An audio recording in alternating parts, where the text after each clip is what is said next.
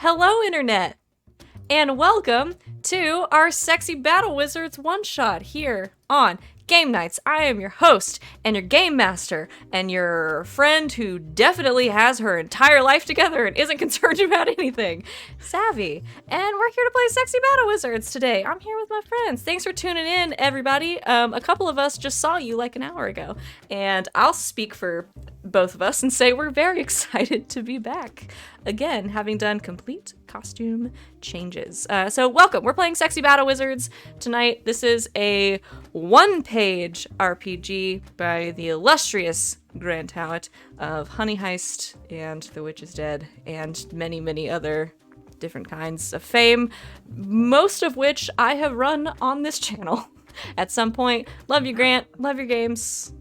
One day you'll treat me back. It's fine. So we're here to play Sexy Battle Wizards. This is a game about three tonight. Sexy Battle Wizards. Wizards who are both very sexy and good at battling. And that, I think, is basically all you need to know. We'll get into the game a little bit more in a moment. But first, I'm going to let my illustrious cast here introduce themselves and probably not who we'll get into who they're playing in a minute, but I'll let them tell you who they are and where you can find them on the internet, starting with Miss Rachel. Hey, that's me. Hi, I'm Rachel Elizabeth. You can find me on my channel on Twitch at Rachel Elizabeth and on LB's channel on Sundays at this time, normally playing some D&D. Yeah, that's it. I don't know. That's all I got tonight. Yeah. We have a real manic energy going on tonight, and we're going to take you all along for the ride with us. Next up is Sid. Hey, yo, I'm Christina Sid. You can find me on the Twitters at Greek Sid, usually basically just talking about the fun shit I do on the internet with my friends. Yay! We just had a rousing episode of Vaesen like an hour ago. It was amazing. Thank you, Savvy, as always. I'm scared and excited. Sid is excited. Characters will be scared as we I didn't turn anyone into a werewolf. No, they did it to themselves. Y'all did cool. that. Y'all did that. Val did that. I believe I wrote very quickly into the Discord chat, Val got werewolfed! It was, Val werewolfed themselves. Val werewolfed themselves. Sometimes you just get werewolfed. Sometimes you just get werewolfed, and it's a thing, and it happens. It was amazing, and I'm very excited. So, yeah, check that out in 2 weeks. Also, I'll be the first to talk about it. Me and Wally, we're in this awesome game called Flames of Freedom, Boston Besieged. It's over on twitch.tv/InfiniteRP, Monday nights at 8 o'clock, at least for the next 2 weeks or so. And then we're going to take a little bit of a break, and then we'll come back in like January or something. But yeah, definitely come check that out. Yeah, I literally, within the last 2 seconds of Rachel speaking, came up with my name. So I am Sid, and tonight I'm playing Quinlan Degrassi. Why have you done this? What have you done? Because it needed to be done. Incredible. You named your character with the last name after a famous Canadian high school drama show. I am 100%. Whatever it takes. I know I can make it through. That's the reason why I don't take Drake seriously. Aha! Going on to Wally. Take that, Drake. And Jimmy Brooks, get back in your wheelchair, okay? Get in your fucking wheelchair, you Jimmy. Can't walk. You didn't stop the school shooter, Jimmy. We know what happened with your erectile dysfunction, Jimmy. Yeah, that was an actual episode, by the way. There was an actual episode about Jimmy's erectile dysfunction. Degrassi's buck wild, y'all. Wally is here. What's up?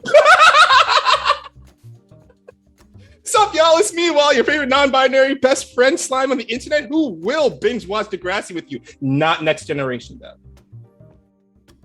Not the recent one. I mean, it's not the best one, but like next generation, like the older Next Generation, like, you know, the next generation, not next generation, but you know what I mean. What's up, y'all? I'm Wally. I'll be playing Jericho. They are a battle wizard of the most battleless type, is the best way I can describe it. You can find me, though, also on the Fantastic Infinite RPG with my friend Sid over there.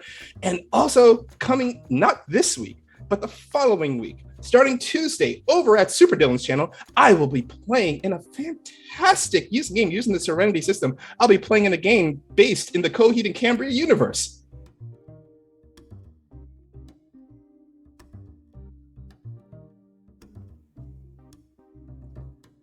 Oh no, I can't hear Wally anymore. I muted myself. Coheed and Cambria I are thought listening. it was me. Yeah. I thought it was me, and they cut you off. Like, you can't talk about this right now. This is NDA, my friend. You ever get so excited you just mute yourself? Yeah, that happens to me all the time. Yeah, totally. But yeah, playing the game, the Coheed and Cambria universe, is gonna be a lot of fun. Super Dylan, she made this system, like she made the system from the ground up herself by themselves. They're so great. I highly suggest you follow Super Dylan also. They are fantastic people to follow. But yes, I'm gonna be in that game. It's gonna be a lot of fun. That's where you could be able to find me at. All right. Those are my friends. You know where to find me. I'm not going to repeat all of my bullshit because you've probably heard it all on Twitter already. So let's do a little character intro and talk a little bit about this game. So we're playing Sexy Battle Wizards. This is a one-page RPG about sexy battle wizards. I feel like that's the only explanation it needs. These three are playing sexy battle wizards. And they have some really, really cool things. They have a reason as to why they are so sexy, which I'm going to get into in a second because I can't not talk about it. They each have a signature weapon. And they each have a magical school. All these things were rolled for on a table. The funniest of those being on the Why Are You So Sexy table, all three of them rolled the same thing. So, all three of our wonderful sexy battle wizards are dangerous rebels with cool jackets. It's okay, I'll wait.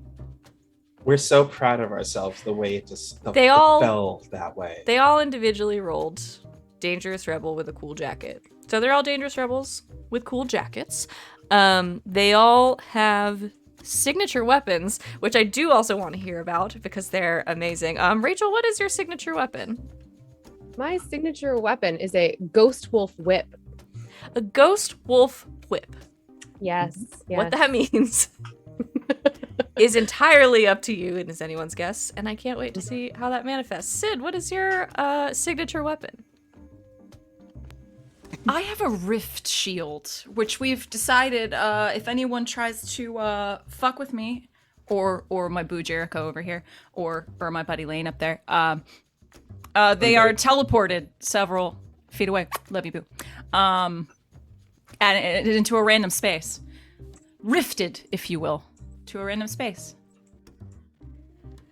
And Wally, what's your signature weapon? I have an ember chain. It is a chain that was forged in the fires of hell in the seventh circle by Asmodeus themselves, as they forged it on the anvil, created by Lord Satan themselves and imbued with the fires of hell and purgatory, that when I hit my enemies with it, they experience all the sins and tribulations they have caused upon people, and they just birth themselves from the inside. Straight up Ghost Rider that shit. So I had the fun job of creating an overlay for this particular stream. And I think thematically, I was not prepared I think for it's what was totally going to fine. happen. I think it's totally fine. But I kept think it. Works. I kept Hell it, yeah. and we're keeping it. And it's pretty. And It's everybody gorgeous. also has a magical school. Rachel, your magical school is Lore of light. Lore of Hence Light. all the lights around me. She's so sparkly. That wasn't planned. But it works. Sid, your magical school is... Well, refracting said light against my 10,000 mirrors. Woo! Yep, that's what's up.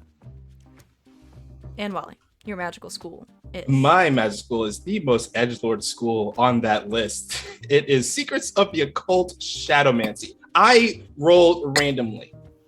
I rolled totally random this. Yeah, the dice knew that this is just my aesthetic that it decided to go. They knew. So... They knew. So aesthetically, we've done a bit of a, Chad has pointed out, we've done a bit of a magical girl sexy. Everyone seems to have rolled up kind of a very goth, edgy sexy. And I would like our goal for today to be to combine the two. So, because everybody rolled up a dangerous rebel with a cool jacket, we've decided that you all are part of a wizard biker gang called... I suggested Isaac Newt, but I want to see what everyone else had to say. Yeah, I really enjoyed that. Do we want to come up with a motorcycle gang name generator? I mean, I can do that too. I mean, there has to be something else. That's gotta be a thing, right? There has to be. You know Yeah, what? course it Internet, is. don't fail me. Fantasy name generator motorcycle clubs. Here we go. Fancy name generator has everything. Literally. Oh The Alpha my Lovers. gosh! I found The motorcycle Southern Dragons. clubs in fantasy name generator. Yep, they're here. Yep. They have everything. The Southern Dragons. The Yeah, I'm Alpha with it. Lovers. The Devoted Griffins. The Anarchy Veterans. The Drunken Wheelers. The Sleepless Heretics. The Savage Banditos. Let's see. The Rusty Predators. The Barbaric Armada. The Dead Souls. Literally, it's just the Dead Souls. I mean, I kind of like that. I kind of I like kind of that. like that one. The Dead Souls. Yeah, I like we can run with it. yeah, I like that one. Dead Souls. I think it fits our aesthetic right now. It really does. The latest entry of the Dark Souls franchise was kind of weird, but I liked it. But I was into it. I mean, I'm with it. I'll I'm get with it. I'm totally with it. All right, the Dead Souls. Either that or it's like a pirate thing. It's fine. Could be either one. So that's what we've done. These are. I want to hear everybody's character names because I haven't got to hear all of them yet, so I don't know what to call you. So we're gonna do a little bit of a character introduction montage before I read you all in. So, for the purposes of this universe, you are sexy battle wizards. You are all members of the College Errant, an organization based in a magical flying castle that roves the land looking to avert arcane disasters and fight injustice. And also, you all have cool motorcycles. You have precisely 0 authority to do this. The cops hate you, and you're wanted in several countries for collateral damage caused while saving the world. That's what we're working with. So, you all are sort of existing in the magical flying castle that is the College Errant. Tell us, we'll go one at a time. Tell us your character's name, a little bit about what maybe they look like, and one thing that they are getting up to this fine evening that they have off. We'll start with Wally. Oh boy. So yes, I am playing Jericho. What is Jericho looks like? Well, pretty much your typical biker. Because they have a nice beefy battle stat though, they are well built for battle. They have a battle vest that has the name of their gang printed on the back of it. Tall, dark skin, wears their hair. Their hair is slicked back with the undercut on the sides. If they wanted to, they could probably make it into a mohawk, but they're just way too lazy to do it. Right now, they're currently working on their motorcycle, the Cerberus, which is like this. It's this a 3-wheeled motorcycle because it's called Cerberus because it has 3 wheels. It's one of those tricycle motorcycles. And they are just working on it as they have like one of those little dinky little like transistor radios sitting right next to them playing some. I think they're definitely listening to they're listening to some Taylor Swift, which is offsets their whole persona. I mean, look, he likes Taylor Swift, the voice of generation. And he's just sitting there working on his ride, just humming to himself. I love it. So that's Jericho. Sid. not really humming to himself, though, because just across the garage area, just like completely underneath her huge, like, what are they called? The ones that have the gigantic handlebars. Oh, lowriders. Yeah, lowrider. Named Govna, not governor. G-O-V apostrophe N-A. Govna. She is also jamming out I knew you were trouble when you walked in. Yeah, we're going some old school Taylor. And just tweaking out the ride. Probably, change out some oil, doing some just, random things. And kicks out from underneath of it, sort of hustles on over to her bay and just leans over, gives him a passionate kiss. Love you, babe. When that kiss happens, Jericho's like, now, Quinn, I love you so much. You mean the world to me. I know, every time you walk across this planet, I feel the vibrations of every single your foot falls across the earth into my own soul, and it radiates deep down inside me. However, if you're going to interrupt me while I'm listening to the fantastic lyrical silence of one Taylor Swift, you're going to have to give me a little bit of warning there, darling. I mean, I appreciated your kiss and I loved it, but it was right when that bridge was about to happen and I was about to get into it and get into that bridge, and then you kissed me. Nah, I'm not saying no to the kiss because it was fantastic. It was just absolutely fantastic. Points to whatever musical, boombox they've got going. I'm going to use a little bit of magic to rewind it to the part before. Oh, this is why you're the more technical thinker of the magic. I mean, I'm just really good at hitting things and just throwing stuff left and right, but you're the technical. I mean, that's why I appreciate it. And he gives her a kiss and then goes right back to work. And so Goes we back only over have to her one blank space left. Rachel. I see what you did. Hey, that's me. I see what you did there. Man, I'm playing Lane Adler, and she is so used to these two and they're, being all over each other all the time. She doesn't even notice it anymore. Like, it's like part of the scenery, right? Like, it's just something that happens in the world. Flowers bloom, grass grows. These two are all over each other, right? Just doesn't even pay it any mind anymore. She's off in her own little world, working on her bike. She's got like nice little Harley Sportster and just working on it. Yeah, it's all matte black, fits the aesthetic. She's just tinkering with it a little bit, hanging out, not paying any attention to her cohorts. All right. So we have Lane, Quinn, and Jericho down here in, I guess, the garage that the magical castle has, working on bikes, listening to Taylor Swift. The three of you are down here sort of doing your thing.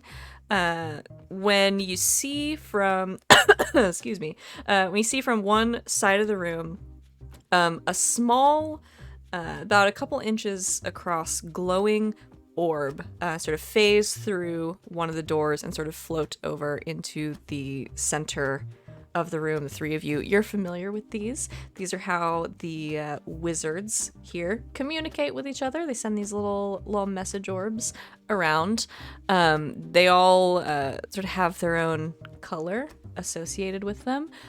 This one is sort of a dark, almost like violet color that you recognize very well because this is from the head of the college errant and current sexiest battle wizard, June Alabaster, summoning you to her office and saying she has an assignment for you. All right. Well, let's get on going. Looks like we got some work to do.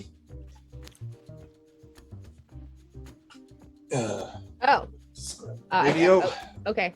Oh, we're going now? Yeah, we're going now. Okay. Let's go. And head over to their office. All right. The three of you dust off a little bit and make your way sort of into the higher levels of the college, heading up to the office of Miss Alabaster. So you find yourselves here. You make your way down the corridor, knock briefly, open the door, and walk into her office. You see June, as always, sitting behind her very large mahogany carved desk. The room is sort of full of all kinds of things. On one side, she's got sort of spell books and all these bookshelves and magical trinkets and things sort of on the wall, and on the other side it's all things that she's been tinkering with, so gears and parts and pieces and the latest thing that she's building and sort of tinkering with. But she sits behind her desk. She is very tall. She's about a little over 6 feet. Thin, pale alabaster sort of porcelain skin, dark red hair that she keeps kind of pulled back in a braid, and she sits kind of looking toward the door over her fingers at you, gestures to the padded chairs in front of her desk, says, "Well, sit." Sit in the chair. Gwyn thinks about sitting on the edge of her desk for a moment, but watches Jericho sit and then just lounges in his lap. I am totally used to this. Glad to see the three of you are behaving yourselves today. Best as we can, man. But Right. I have a job for you, if you're up for it. Always up for it. Great. We're flying over well, you can barely call it a city. It's called Spirit Crest. It's a little town. We'll be there in an hour or so. I've got very little information to give you on it, so you're going into this one mostly having to fend for yourselves. I assume that's not a problem. Hasn't been in the past. came a problem before. It's basically our brand at this point. Yes, well, we all know branding is incredibly important if you're going to be number one. So important. Right before. So, Spirit Crest, they're having a little problem with some creatures appearing around town, popping up here and there, causing trouble, starting fires, killing livestock, that sort of, small town wizard thing. Unfortunately, the man who presides over the town is extremely rich and wants to fund some upgrades to the castle in exchange, so we're going to take care of it for him, and I'm sending you. All right. Is there like a limit to how much collateral damage we can cause, or? Well, from the look of the town from the skies, it doesn't seem as though there's much to damage, but be careful. Please don't set a big blaze like last time. You're going to be paying that off for months. Now, ma'am, there are two things I am certain about in my life. One, the fact that I can cause a lot of chaos and get the job done. And two, the fact that Quinn is double jointed. So let's just leave it at that we will do our best to make sure that we get this job done and try to keep the collateral damage down to at least a small whisper. Right, I would appreciate that.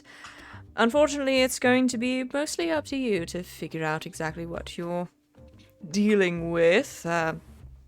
These creatures that appear, apparently the people have never seen their like before. Fortunately, they do have some resources. There is a large library in town, amongst other things that I think you will find to your liking. It's quaint, but they uphold a certain standard of living.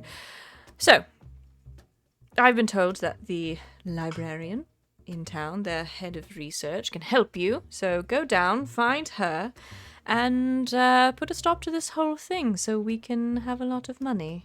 Yes? I like money. Money's always sexy. Mhm. Fan of money. Great. We'll drop you off in 56 minutes. All right, Great. 6 minutes. So go prepare.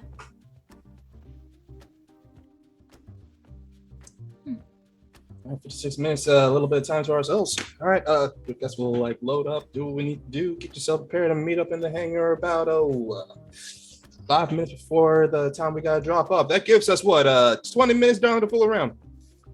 While they were still talking, she just sort of grabbed his hand and like started to pull him away from Lane and just said, "We'll see you in a little bit." Yeah, we'll see y'all in a little bit.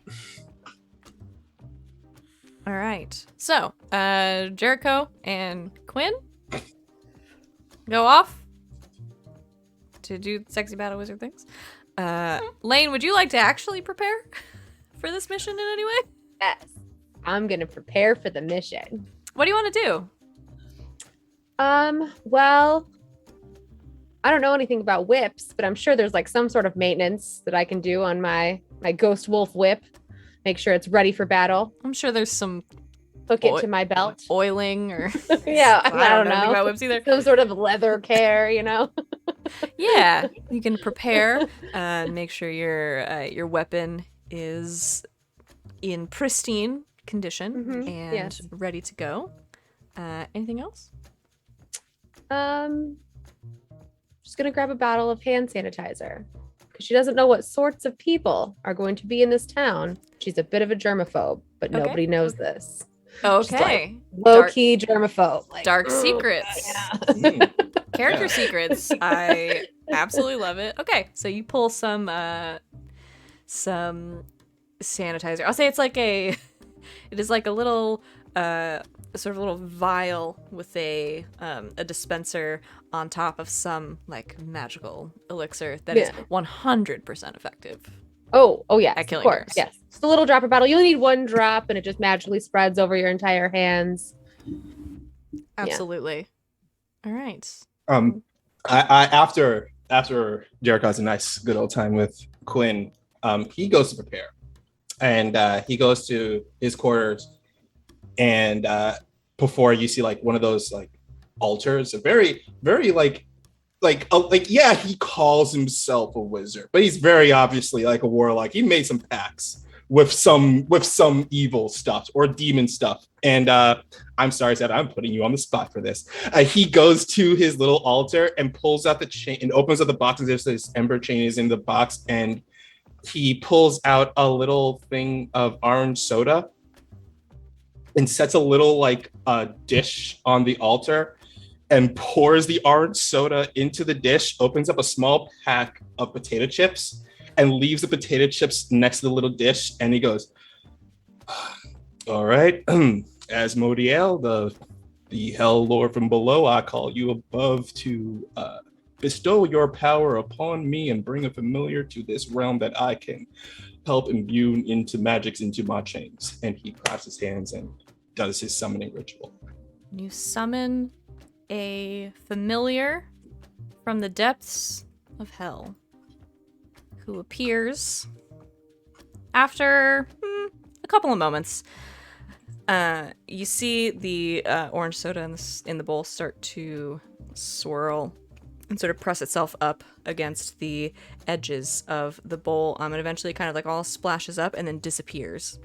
In the bottom, a shadow starts to cover the altar, and then you just hear crunching as a small creature starts to appear, coalescing from the shadows. What is just essentially a small, round, just ball. I love it. It's a little. It looks a little fluffy, almost. Like if you pet him, he'd be soft. And he's got two piercing red eyes and a big wide smile. And he's just crunching on a potato chip. Is that the potato chips you wanted? Because I know last time you wanted sour cream. I wanted the taco kind, but these will suffice. I couldn't get the taco kind because the taco kind are limited edition. I can only get those around the time of the summertime. Right now, we're currently in the transition of going to summer and fall, so I already have discontinued the taco kind. You're a wizard. I don't want to hear it.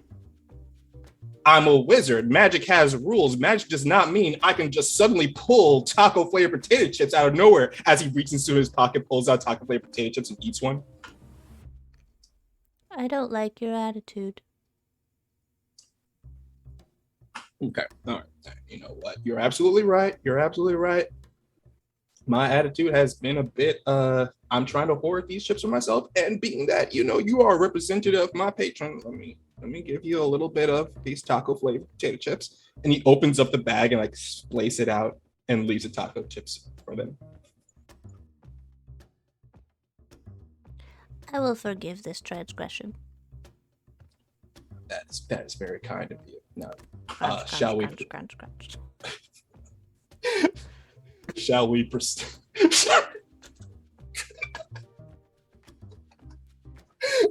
Shall we proceed in the rest of the ritual? Yes. And he picks up a tiny little fluff ball in his hands, looks around, sure no one else is in the room.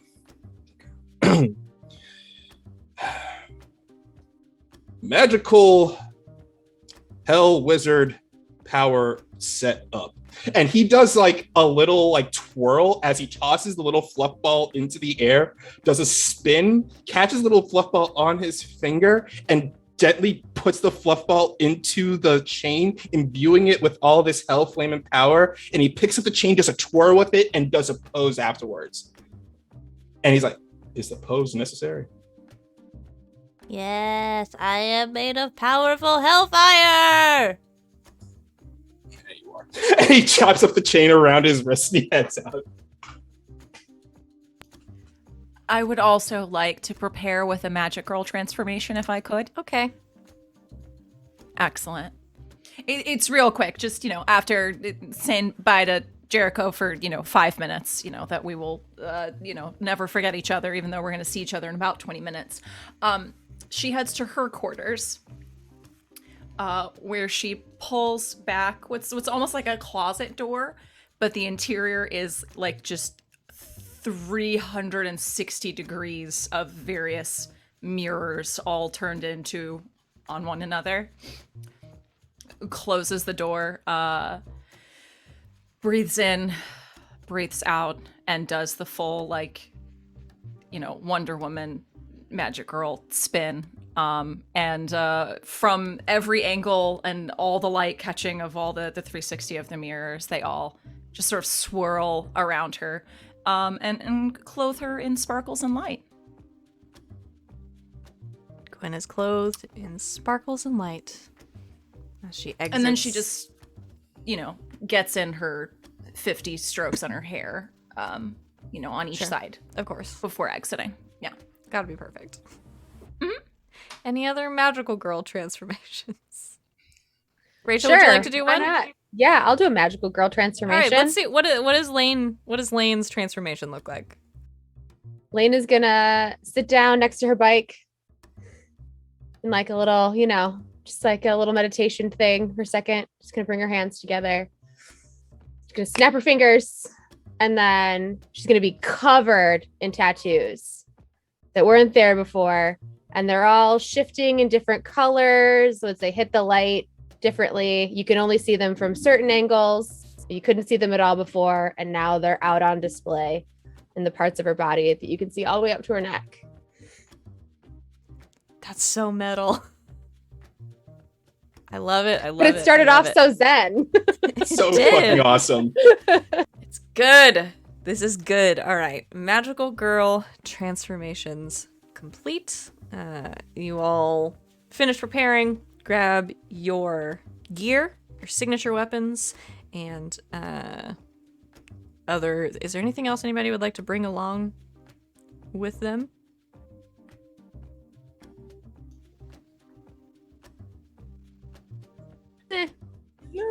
Oh. Okay. Signature weapons, Weapons, and ourselves. some hand sanitizer. I love it. Being safe. Just like go bags like on their bikes, like, because we're bringing our bikes, right? Snacks. We have to bring it. Okay. I can't leave. If I leave Governor, you do not understand the fight I am gonna have to go through on the way back. Yeah, I think They don't like being left behind. They're sentient beings. God, you guys are They're gonna make the sentient. bike They're sentient. Okay. We are making these. Oh no, we All already right. have. No, we're doing this. We're doing this. What are your bikes' names? All right. Hold on. No, we're doing this. Governor is Quinn's. Governor. Jericho, what's Yes. your bike's name? Cerberus. Cerebus. Lane, what's your bike's name? Big Bertha. Big Bertha. Of course it is. I love that. That's Of exactly course. right. That's exactly right. Okay. That is the correct answer. Freaking. All right. You guys want me to voice NPCs? I'll voice them fucking NPCs. Don't test me. We love you. All right. I'm sad, man. All right. That's fine. You asked for this. I did ask for this, and I think this is my best life. I think this is my final form. Voicing motorcycles. I'm Yeah, doing sure, it. Why not? Fuck We've yeah. all leveled up. Look at me now, Dad. All right. You grab your things, you grab your signature weapons, and you make sure your go bags are ready to go. Strap them to the sides of the bikes. Throw the weapons on your hips or your backs, and you mount up. The castle starts to slow down just a little bit. It starts to kind of shake as it does, as it moves closer and closer to the ground. And I guess in the garage, a door opens up, sort of ramp style, and falls down, sort of opening up, showing you the countryside that you are currently in. You see, as you get closer and closer to the ground, a road, and when you are given the signal, you gun it. The three of you hit the nos, I guess, on the bikes. No. You do. You have to. It's a requirement. All these bikes have nos, though. I'm putting that in the game. Magic. That's in the game. Magic you- nos. Magical nos. Yeah. No, you don't do that because that would be irresponsible. And you're responsible bike owners. What is this? Fast and the Furious? It is now. You gun it, and Shouldn't have asked. the bikes Family. 2, 3 go down the ramp and out, sort of flying. You all briefly fly through the air, sort of leaning back to make sure that back tire hits first, slowing yourselves down with a little bit of magic probably, and landing on the dirt road that leads into Spirit Crest. I'm not gonna make you guys roll to land because you're just cool. You can do it. You've done this a bunch of times. You know how to do this. How are we feeling, Governor? So right, isn't it? Yes. Yes. Not too high up. Yes. Yes. Yes. Sorry. I'm done. Pretty good. Could go for a spotty tea. Other than that, I'm alright. We'll make that happen on the way back. You know, tea's my favorite thing, isn't it? I know you. A nice oolong. And you're set for the rest of the day. Gotta have it. Alright, 3 of you. It just feels offensive at this point. The 3 of you. England doesn't like this channel, by the way. They hate us so bad. Well, they hate us so for everything bad. else too. Mm-hmm. Fight me. I know some of you are out there. You make a quick U-turn and start to head into the town of Spirit Crest. As you go in, it's not a large town, but it is pretty nice. Because one of the things I rolled was this place is laden with boutiques, haberdashers, and patisseries. So, you make your way in. You see it is just now sort of cresting sunset. So the sun is starting to go down, and the lights that have been strung up all throughout town, especially the market district that you are riding into, are starting to alight and sparkle. And there are just shops galore lining the street. There are boutiques. There are haberdashers. There are patisseries. Pretty much any kind of bespoke shop. Then on the corner there's a Hot Topic. Any sort of shop you can imagine, you sort of drive through slowly, so as not to upset any of the passerby, and continue on down the road. We can get matching spike belts. We should We stop could by get there matching before we spike leave. belts. I mean, we do need some more belts. I myself could use a belt. Oh, baby, we can get top hats that match. Oh, dang, I really do want me some matching top hats. You know what? How about this time we just get the belts this time around, but then later on we get the top hats, because I feel like the top hats, right now, currently, we do not have any. We are really set formal wear, but eventually we will get those top hats and we can wear those top hats and be dandy and walking around. But for now, let's focus on the belts. We only have a limited budget for now. Maybe after we get paid. Maybe we'll get a bonus if we don't destroy this town. If we do destroy the town, let's try not to destroy this part. But the shopping district, the shopping area. So we're going to avoid the shopping area. Mhm. Yeah. But everything else we can destroy. Yeah, City Hall, whatever. But let's not destroy the Hot Topic. No, Yeah. let's not shop. Let's not destroy the shopping center. Yeah. I mean, look at over there. They got a fucking fried cheese stand over there. I mean, when was the last time we saw fried cheese? Baby, can we stop and get some? Oh fuck yeah, we can stop by and get some. Hey, buddy, let me get 5 cheese curds from my lady over here, please. Yo, you want 5 cheese curds? Yeah, 5 cheese curds. Let me 5 get 5 cheese cheese what are curds. you- I got you. What are you getting? Oh no, this is all for you, darling. It's you just get you some cheese curds. I'm fine right now. Just make sure you got nice little food energy inside of your belly when we're about to kick some ass. Elaine, you want any fried cheese curds? Or are you good over there? No, I'm okay. I had a snack before we left. Oh, it's good. Elaine, you're always on top of the snacks. Did you bring the trail mix? I did bring the trail mix. Elaine? I also brought we've got some Cheez-Its, M&M's. I grabbed some fruit snacks. Oh, can you hit me with that And- hand, Sandy? Do you mind? Yeah, I've got some hand sanitizer here. Want some? Thank you. Elaine, now I don't mean to nitpick, but did you get my dinosaur shaped fruit snacks? Of course. They're the only ones I buy anymore because they're the only ones you eat. Thank you very much. You know, I'm super picky about my fruit shapes. Yeah, I know. I also got a stack of the dinosaur chicken nuggets that are in the freezer. I hid them behind the chocolate ice cream because I know you only like to eat things dinosaur shaped. Elaine, Those are for when we finish the mission. Yeah, those you can't are go back for- now. Yeah. Yeah, that's true. That's true. I'm gonna make you some dinosaur chicken nuggets later on if we finish this mission. That's for sure. Mhm. I'm gonna eat them off. I'm gonna eat them off Quinn's naked body. Woo! Tell you that. Now let's go do this mission. Well, so I can you gotta get- make sure they cool a little bit this time. I'm not gonna treat any more burns. I in don't those mind areas it. of her body. It was a one-time thing. I'm not doing it again. You can't wake me up at 2 a.m. for burn treatments anymore. And this is What- why we're friends. Yes. Yeah. But never again. No. Never again. No. That was a one-time deal. What if? Can we wake you up at 2 a.m. in case like we get cramped up and we can't move from a certain position? Yes, that's fine. But no more dinosaur chicken nugget burns. The scar actually looks really hot. Like, Yeah, no, it's in a good spot. Yeah, Yeah. but still, never again. It was a weird night. That's the sexiest stegosaurus I've ever fucking seen. Sexiest I've ever seen, baby.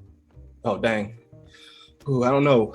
Talking about the Stegosaurus right here down in public, I gotta calm myself down. Stay on task. I'm staying Yeah, on library. task, staying on Library, task. guys, library. Focus on the 5 library, cheese focus on the curds. library. 5 cheese curds. Thank you very much, my friend. Let me give you Thank a you. payment. Here's $5 for you, sir, and 5 cheese curds. Here's your 5 cheese curds, baby. Thank you. They're gone. They're gone once you've paid the person for them. After you handed them to her, you paid, you turned around, she's just like wiping her fingers on the little paper bags they came in. Where are you guys going that you have to pay $1 for a single cheese curd? It's a tiny little town, all right? Look, I wish I could pay $5 for 5 cheese curds.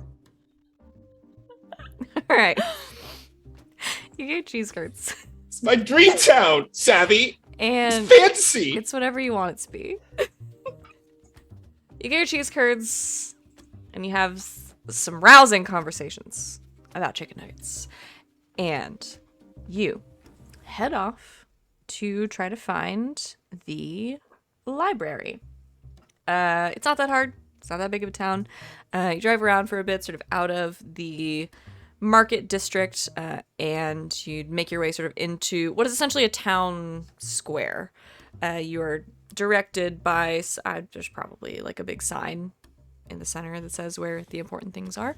You're directed to the Spirit Crest Library, which is a large, sort of well-built stone building, sort of carved archway out front, with some different sculptures of like open books with like pages flying everywhere. It's all very whimsical.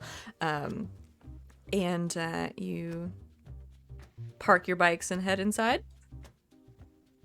All right. So you head Powders her nose. inside. I want to kick open the door very dramatically. Okay.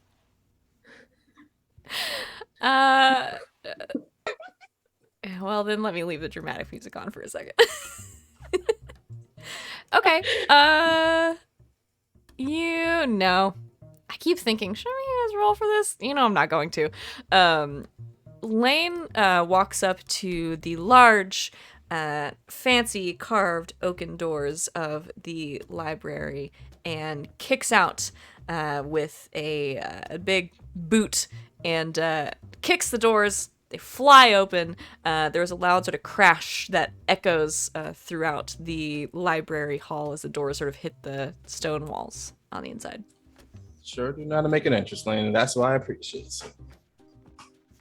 I just wanted to make sure that they knew we were here. Quinn's not even paying attention. She just has this huge compact with just like mirrored on the outside and, you know, like blinding if light actually hits this thing. It's like a fucking disco ball. And it's just checking her makeup as she walks. All right. The three of you put on some quieter music because you're in a library. Still sexy, though. You walk into the library. There are not a lot of people are in here. There are maybe like one or two sort of scattered around, sitting at tables who are sort of very startled by your entrance. But they quickly go back to their business as you make your way to the circulation desk that sort of sits in the center of this massive library. You don't see anybody sitting behind it, but you do see a sort of bell sitting on the counter that you can presumably ring for service. Ping. You ring the bell, and a quiet sort of chime goes off sort of throughout the library. You can hear it making its way sort of back and back and back to the back rooms. And Quinn jumps up on the counter and sits on it and waits. Jump up on the counter and sit on it. You disrespectful motherfuckers. You're so disrespectful. This is We a are library. We are You're a biker dangerous gang. rebels with we're awesome jackets. At the Dangerous very rebels. least. Dangerous Yeah. rebels with cool jackets. She like kicks the jacket back to, you know, make sure it lays nicely. Like she's literally like almost like the lady laying on the piano. She's just like Of course she laying is. out on the library counter. Jericho's doing his best not to check her out. It's failing miserably. You wait for a minute or two until you start to hear the clicking of shoes on the tile floor. Coming around the corner, and I rolled for Sexy Librarian. I did not just make Sexy Librarian exist in this universe. The dice said we were doing it. Lane, this is for you. Lane, this is you. Making her way around the corner and Making her way towards God damn it, the circulation desk is a woman, tall, thin, sort of a high-waisted, knee-length skirt with a blouse tucked into it. A pair of glasses on a chain sort of resting on her nose and her high cheekbones. Long, blonde hair. Very sexy. Sort of makes her way in her professional but pretty tall heels to the circulation desk, where she doesn't acknowledge you at first, takes the stack of a few books and papers that she's holding, sets them down on the desk, sort of organizes them the way she wants, and then finally looks up. Yes? Oh, don't mean to interrupt you or anything, but we are looking for a bit of information. Since this is a library and a research facility, looking for a bit of information. Hopefully you can provide that with us. What sort of information? Well, June sent us. Yeah. Alabaster. We're here to look into your problem.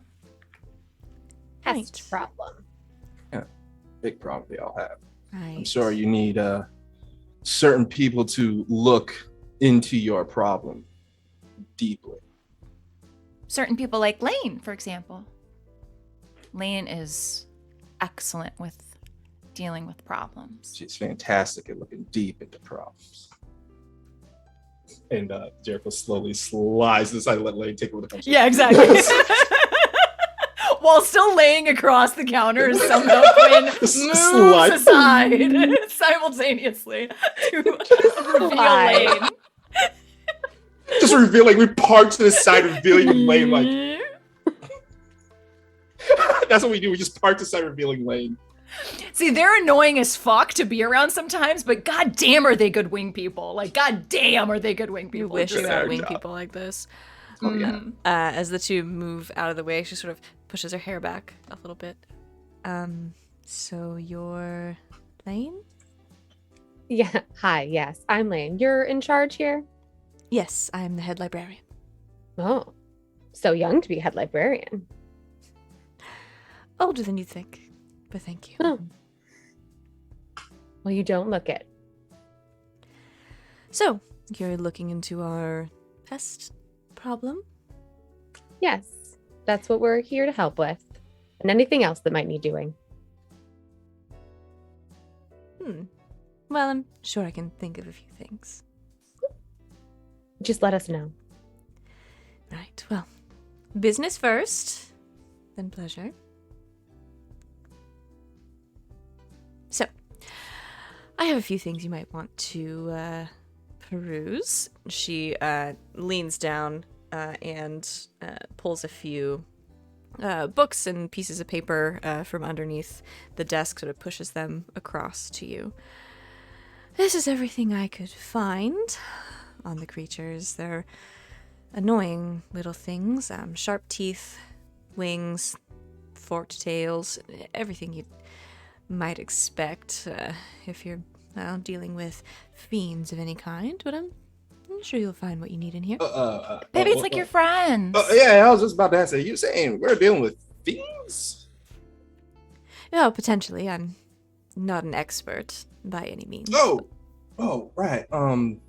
Because I just happen to be an expert myself in the field of fiends, demons, and spooky ne'er-do-wells that happen to come up from the 6th or 7th levels of the underworld. That's kind of like my forte. Are you now? Oh, yeah, very good at making pacts with them, exterminating them, sending them back where they need to be. Right. I'm sure that will put everyone's mind at ease knowing there's experts on the case. No, I'm quite the expert in eradicating the little buggers. He's quite the expert at a lot of things. Oh, I'm quite the expert in a lot of things. So I think that right, baby. I'm pretty good at doing a little bit of and a little bit of the all like and a little bit of that and the. Jericho. Yeah. I know. I live across the hall from them. This is a library, so I'm... Oh, I'm sorry. I didn't mean. I apologize. Let me say it again, but much softer.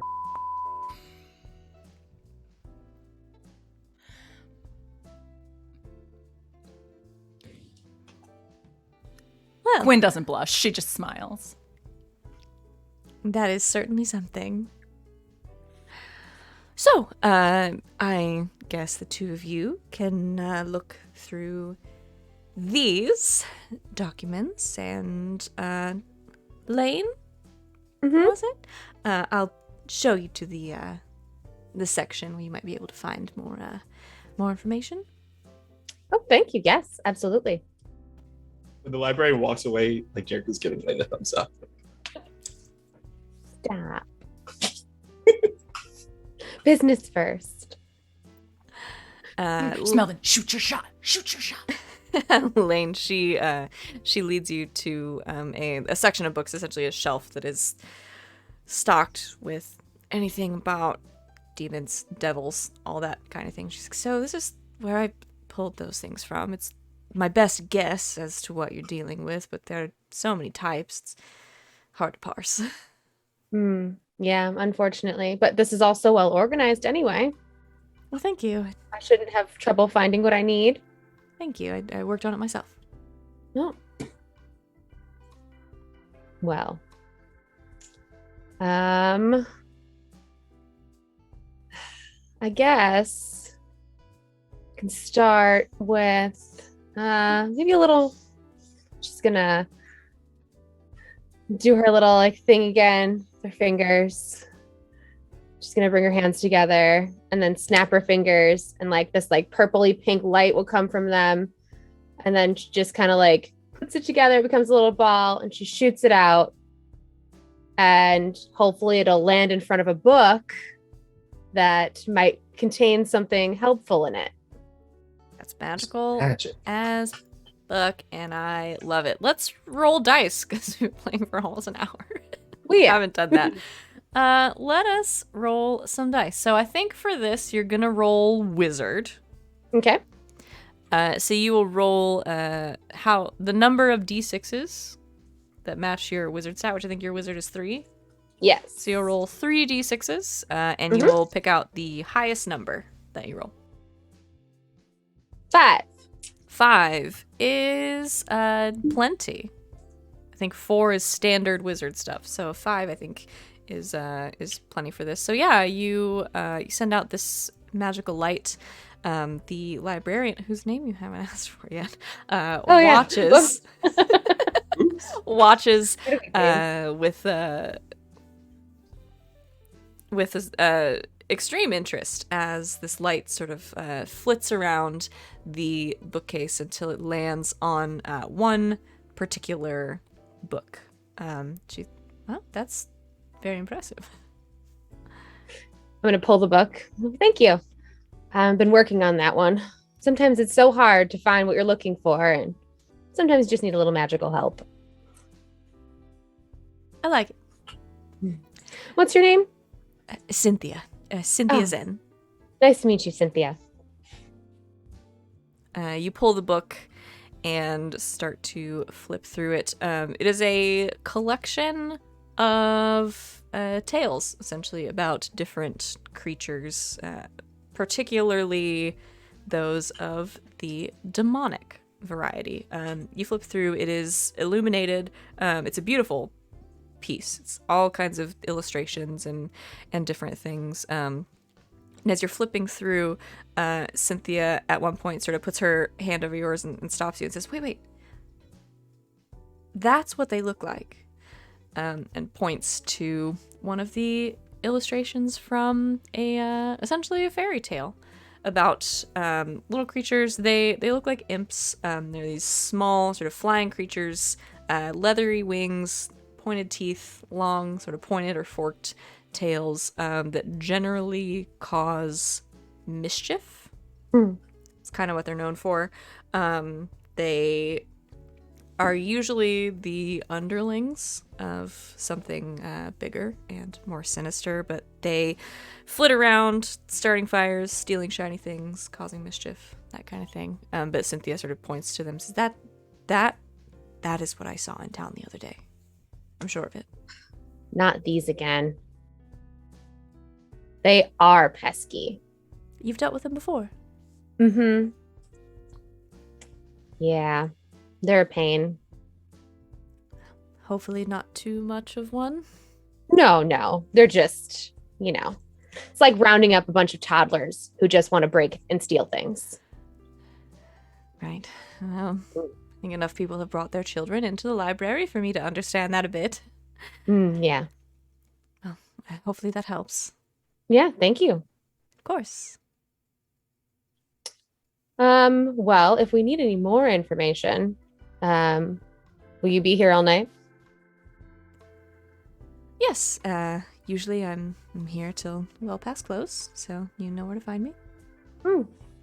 Good to know. We'll keep that in mind in case we need some more help. Of course. Nice to meet you. It was nice to meet you too, Cynthia. I'm just gonna take her hand and shake it. Shake her hand. She smiles, and you part ways, heading back to your friends. Finger thing. With the book. Slide. Yeah. A little lingering touch. Just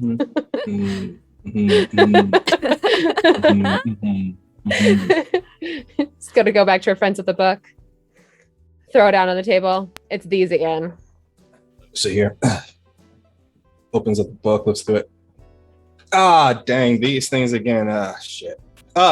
He pulls out the chain and he sets it down and like kind of coils it up and puts it down next to the book.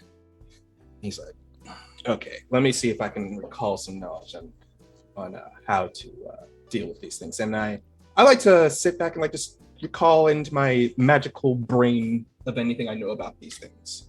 Okay. I'll have you roll wizard. I got a 4. Okay. Yeah, you can remember at least some pretty base level stuff. Imps are just shitty little things. They are pests. They are annoying.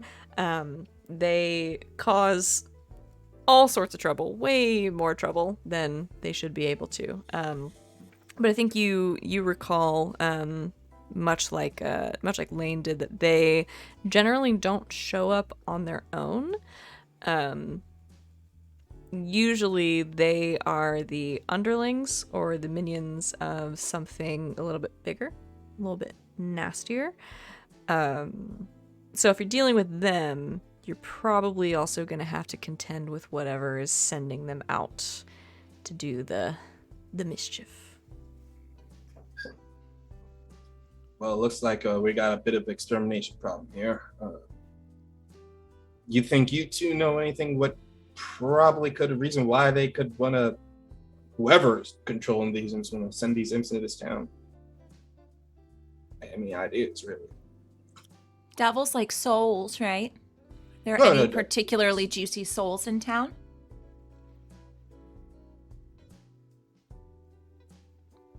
Perhaps, maybe. I mean, maybe there's a whole bunch of them. Well, but regardless, we got to find this thing because imps, they multiply, and I don't want to have to come back here and they said, hey, we know you killed all these imps, but more showed up. Because, if you lose one track of one, you're just going to get 10 more. Yeah. I can see if I can find them. All right. 1 second. Oh. She'll close her compact. Close her eyes. Open the compact again. Boop. And she'll try to locate the imps. Okay, try to do a little scrying magic. Yeah. I like it. Let's roll wizard. We have one of these. So we'll give it a shot. I have rolled nothing but fucking 6s on this dice all night. Oh my god. Did you roll 6? Yeah, so that's a 6. Okay, so that is clutch against the odds stuff that can really turn the tide of a situation. So yeah, you focus in on the mirror in your compact, and at first nothing happens. It sort of takes a second to wind up, but then the mirror very quickly becomes covered with this sort of dark red smoke. As you look into it, it starts to clear a little bit, and you start to be able to see like the silhouette of a building, and you look at it. It is it's pretty unmistakable. As you rode in, you could see sort of most of the town is on one level, and then there are a couple of buildings that are sort of up higher, like on a hill. One of those to essentially be like the city hall, the Acropolis, the meeting place of the town, and you sort of recognize its like large carved stone columns. When you also see in this mirrored vision, try to focus in, you zoom in, enhance. You see a figure standing sort of outside, like in the doorway, in the entryway of this place. There is a man a little bit older, sort of graying, like salt and pepper hair that is like pushed back, very like strong features, strong jawline, standing and sort of leaning on sexy, we might say. You might say sexy. Leaning on a staff, just sort of standing outside, and you kind of commit his face to memory.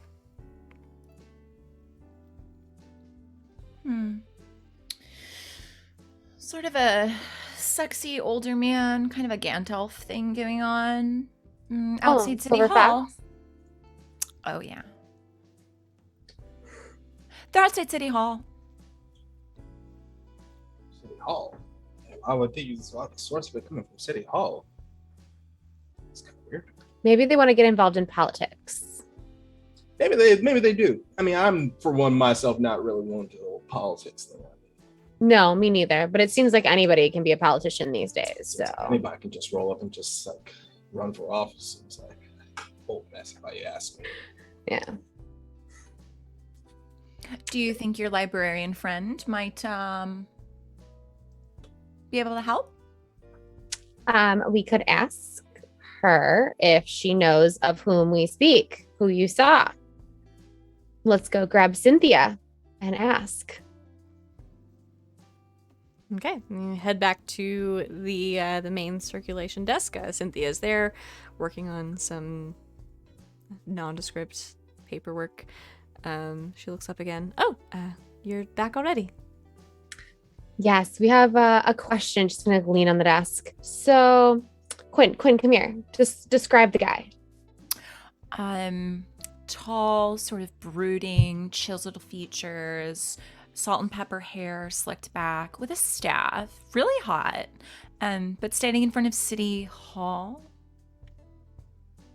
She thinks for a moment, and then face kind of like lights up like a light bulb has gone off. Oh, you mean Xander? Xander? Hmm. Who's Yeah. Xander? Who's that? Xander Harlan, town wizard and, gentleman extraordinaire. I thought he looked sexy.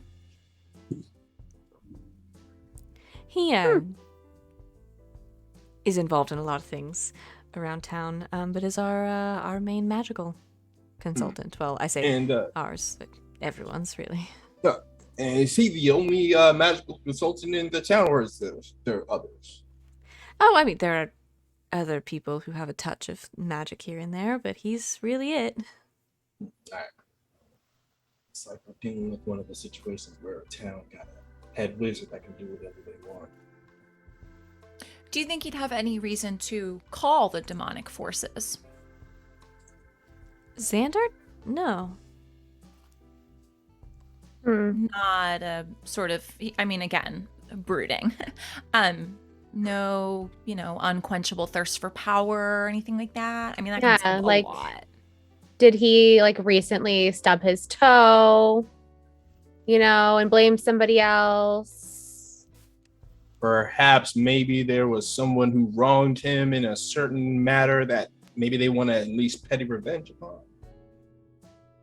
Did he get like a stale bag of chips? You never know what'll set these people Oh, off. a stale bag of chips will set someone up. I mean, know, I've- yeah. Yeah, that's either- at least Spilling 2 coffee instances on I your can way to think Oh, of. work, yeah. like that will create a supervillain. So I mean, I've had a bag of chips and there were only 2 bags. There were only 2 chips inside of the bag when I opened it up, and that just ruined my day completely. I was in a terrible mood for the rest of the day. yeah. So I mean, like, so nothing, sometimes it's not big things, like maybe it's just something little. Has he been complaining about anything recently? She thinks for a moment. I think you can all tell she's sort of weighing what's going on, like deciding what to say. I'm gonna have one of you, whoever wants to be the one who's heading up this conversation, roll sexy. That is not me because my sexy's 1. I have a 3. Well, Quinn can roll. I can't find the rest of my d6s, so I might just roll them one at a time. That's a 1. That's a 6. And a 2. So we'll go with the 6. So a 6. That seems fair. Okay, that's very good. She sits for a moment. She thinks, kind of rests her chin on her hands. Looks over all of you, kind of resting on Lane for a moment. Well, I don't like to get caught up in gossip. You understand? But everybody likes a little bit of gossip. Hot goss never hurt anybody. Mm-mm. That's a complete Little lie. gossip. Hot goss hurts a lot of people. Absolutely. But in this situation, I feel like it's necessary. Well, you know what they say: bad gas travels far in small towns. Right. They do say that. Listen, I don't like to speak ill of anyone. And I like Xander. I really do. He's a nice guy. He just, I mean, well, you must know what it's like. I mean, you travel all around and you show up all powerful and sexy and wizardly, and you're the most powerful person in the city. You know that feeling. I think it's changing him. Yeah, the power's probably going to his head, I bet. Yeah. Big fish, little pond. Mhm. Yeah. I don't think he would do something demonic, though. That seems a bit extreme. Well, Ugh. can't rule it out. I mean, we've all made deals with people in the past that we kind of regret. That's just basically like my life story, you know. I'm right But- here. I know you're I know you're there. I know you're there. I know you're there. That's the said thing I made the deal with. Pulls out a potato chip, puts it on the pile of the chain. But Cynthia, let's just put it this way, Cynthia. And he like leans forward on the desk. Cynthia, I understand this is probably a very stressful situation for you. Having to talk about someone that you respect very well in an ill light. Now I can assure you this, Cynthia. We'll do our best to make sure that we get to the bottom of this and solve the problem here.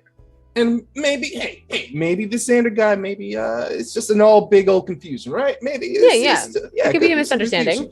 No, yeah, big total confusion, and things could just work out with a simple little bit of a talking to. Mhm. So that's our promise that we'll try to do our best and make sure to see if this guy is before we get all Yeah. blow up stuff left and right. We'll do sexy wizard things before we do battle things. I would really appreciate that. Yeah. All right. Well, I hope it's just a misunderstanding. I hope it's nothing serious. But, yeah, Xander spends most of his time at the city hall these days, working and doing things like that. I suppose you could go to his home, but he's not there very much. Workaholic. It sounds like that. Exactly. Mm. maybe We know that's what the- that's like. Oh, well, we're dedicated to our work. We're dedicated to our job. Mm. Seems like you are too. I am. It's nice to have folks around who understand. Hmm. Well, I guess we'll go set off and get to the bottom of this. And if we're around later, is there anywhere to get a drink in town?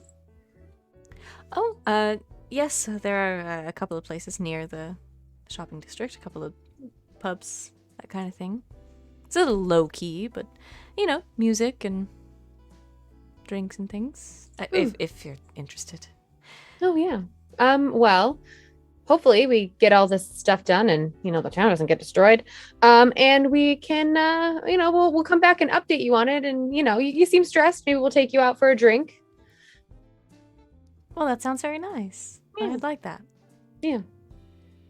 Baby, how long's it been since we went dancing? Oh, sweetie, it's been forever since we went dancing. Oh, dang. Thinking about the last time we went dancing, oh, man. I believe it was last month we went dancing. I took you to that fancy little spot. That salsa yeah. Oh, club. yeah. It was that really nice salsa club. You wore that beautiful outfit, and we went out there and tore the dance floor up. People couldn't get enough of us, and then someone tried to get fresh, and they put their hands upon you, and that's how you ended up breaking 12 people's jaws. Never in my life was. But you go to still the did win the salsa dance club. competition. We did. We They won the were dance nice contest. enough not Only to because there disqualify wasn't us. anyone that wanted to compete against you after you broke 12 people's jaws, I think. But a trophy's a trophy, right? Oh, a trophy's a trophy, but I have to Yeah. say this: watching you break those 12 people's jaw, I fell in love with you all over again that night. Yeah. Stop it, baby. And I fell in love with you over and over and over and over and 12 over again. times? 12 times that night too. Yeah. Yeah, once for every jaw you broke. Yeah. That's why I have earplugs in my room. Just every slightly passive aggressive comment from Lane is like life. It's amazing. Yep. I deal with them every day. This is my life. Only the kind of things that best friends can get away with saying. Mhm. Well, All right. It Let's sounds go like find you our all silver lead fox. really exciting lives. I'll let you get to that, and you know where to find me later. Yeah. We'll swing by after. All right, and the three of you head out from the library. Where would you like to go? Well, we have two places. We have the town hall, and we have, Xander's house. We know they're probably at the town hall. They're not at the house. So we could 100% snoop through all of his personal items, knowing that he's probably not there. Exactly. That's exactly what we can do. I'm 100%. I'm down with breaking and entering this. Yeah, a little casual B&E to start the night. Yeah, I mean, You can casual. tell so much about a person just by their underwear drawer. I mean, Just by either what's in it or Bedside what's table. not in it. Oh yeah, the Bedside bedside table definitely Yeah. is the window to the souls, because that's the first thing you reach over when you wake up in the morning. Yeah. Mhm. That puts where your mind is at. Yeah. That's like your inner domain. Yeah, he could have snacks in there, or he could have knives in there. Knives or snacks or the blood of whatever Yeah, ichor that vials he uses to create it. Yeah. The two genders, knives and snacks. Or you're me and you have both. Hey, hell yeah.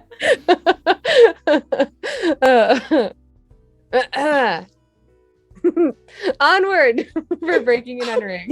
Okay, so the sexy battle criminals That's what we are. take their bikes and drive with directions given by the cops. Do already hate them. Chat's right.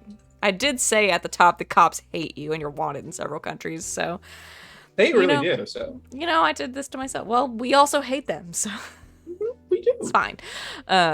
You directions given by Cynthia. You head into one of the residential districts and ride to the end of the street. The house sort of at the crest of the cul-de-sac, if you will. a large 2-story brick home with a chimney sort of popping out to one side. The windows are dark, no lanterns or anything lit inside. It seems that nobody is home. Yeah, well, this is a nice place. I gotta admit, this is a nice little 2-story. It's something I could see myself living in one day. Yeah, we could buy like across the street on a cul-de-sac. I don't know. I mean, I don't know about the whole cul-de-sac life. I don't know if that's for me, but definitely this house. We could try it though. Probably try for a little bit. I mean, it's just the whole thing of all the neighbors being up all in your business, just knowing what you're doing because you're a little knit community. I don't know. Yeah, but if we're the ones causing all the drama in the neighborhood, we could be like, hey, Kathy, that lady down the street, Beth, she was talking shit about you and your kid. And then just watch the drama unfold. Because you can see it from all sides because you're at the end of the cul-de-sac. Mm-hmm. Yeah, it's a very limited amount of people where the drama can flow, so... Well, Lane will be across the way. I mean, that's what I Lane assume when we buy a place. Lane's going to buy one too. Oh, yeah, of course. Lane, you'll buy a place too, right? Oh, yeah. Not next door. Across. No. Across. I do believe you're kind of... I need more distance. Well, she's got to be able to drive her motorcycle to your house. Right, yeah. Yeah. She's learned, so... I hold up the chain and I summon my little familiar out of it. All right, buddy, I need you to do me a favor. I need you to scan the place for any kind of magical traps that could be preventing us from getting in. You got it. Should I roll wizard? Roll wizard, please. I'm gonna roll wizard. Who would have thought these criminals were mostly going to be rolling wizard? I didn't. Look at these fucking nerds. Nerds on bikes. I got a 3 and a 4. Okay. So I'll take the 4. Yeah, 4 would be the highest. Okay, so 4 is regular wizard shit. So your little friend sort of melds into the darkness as the sun has set into the shadows and disappears for a couple of minutes. Every once in a while, you will see them sort of pop up. You see the glint of a little like red eye peeking through a window or something. But a few minutes, I don't know, 5 minutes later, after doing a full sweep, he returns, sort of melding up from your shadow and floating in front of you. This shit is loaded with traps. So that's what I figured. All right. Where are we? Oh well, this is a wizard's house that we're about to break into. Oh, so you needed me to tell you that a wizard was going to trap all of his shit? You're good at your job. I have a 2 wizard, thank you very much. So that explains it. Okay, well. Oh, all right. Maybe you should get a 3 wizard and then come talk to me. Well, maybe so. Well, maybe next time I will get a 3 wizard. Okay, maybe you should. Maybe I should. Maybe No, you know what? Maybe I'll find a 3 wizard and maybe he'll have the right. Maybe I'll find a familiar that doesn't give me so much lipping every now and then. Yeah, good luck. Good luck. Yeah, I'm sorry. You know what? No, I apologize. That was harsh. I have the power of the Demon King on my side. I know, and I apologize. You're doing your best, with what's provided to you, and I know that my magical power doesn't really give you the best form that you could to really interact with this realm. And I apologize that I put so much on your shoulders, little butt. And you pet still. It just would one arm be so much to add? Like I'm just a ball. Okay, let me just try this out. Let me concentrate a bit. And he concentrates really hard to give him at least one arm. All right, roll wizard. I rolled a 6. You give him the fucking 2 beefy Dave Bautista arms. Oh, this little tiny puffball with these 2 huge puff arms. Jack. Now this is what I'm talking about. This is the wizard shit. Are you happy with the arms? Extremely. I See, can there eat you go. so Now many Doritos with these bad boys. you could. You could pretty much open your own bags of Doritos with those two bad boys right there. Oh man, that's amazing. I don't have to wait for your ass. Well, no. Well, I still need to provide you the bag because you don't know where I could. Yeah, watch me. I'll keep an eye on you, buddy. He like pats him We're and gonna puts him go back. in this guy's house, and he's gonna be in the pantry. He absolutely is. They're like, see ya. Just But chowing expect down. nothing Just less. ripping open like boxes of like cereal. I know the Sander dude has trapped all his shit. I know he's not trapping his pantry. I know No. he's not trapping his Yes. pantry. Lock Is in there the a window in pantry? the pantry? Can we go in that way? Yeah. Find a window directly into the pantry. Okay, so what's the B&E plan? Do you have one? So I told them about the traps. I told them about the traps. Yeah. I will let the other two better wizards handle what to do about the traps. My wizards won. Oh, then step back, you. The better wizards of this group are you and Lane. Yeah, well, Lane's a better wizard than me, so I'll let Lane handle this one. Yeah. All right, I'm gonna try to magic through some traps. I'm gonna have to magic through some traps. All right, let's roll wizard.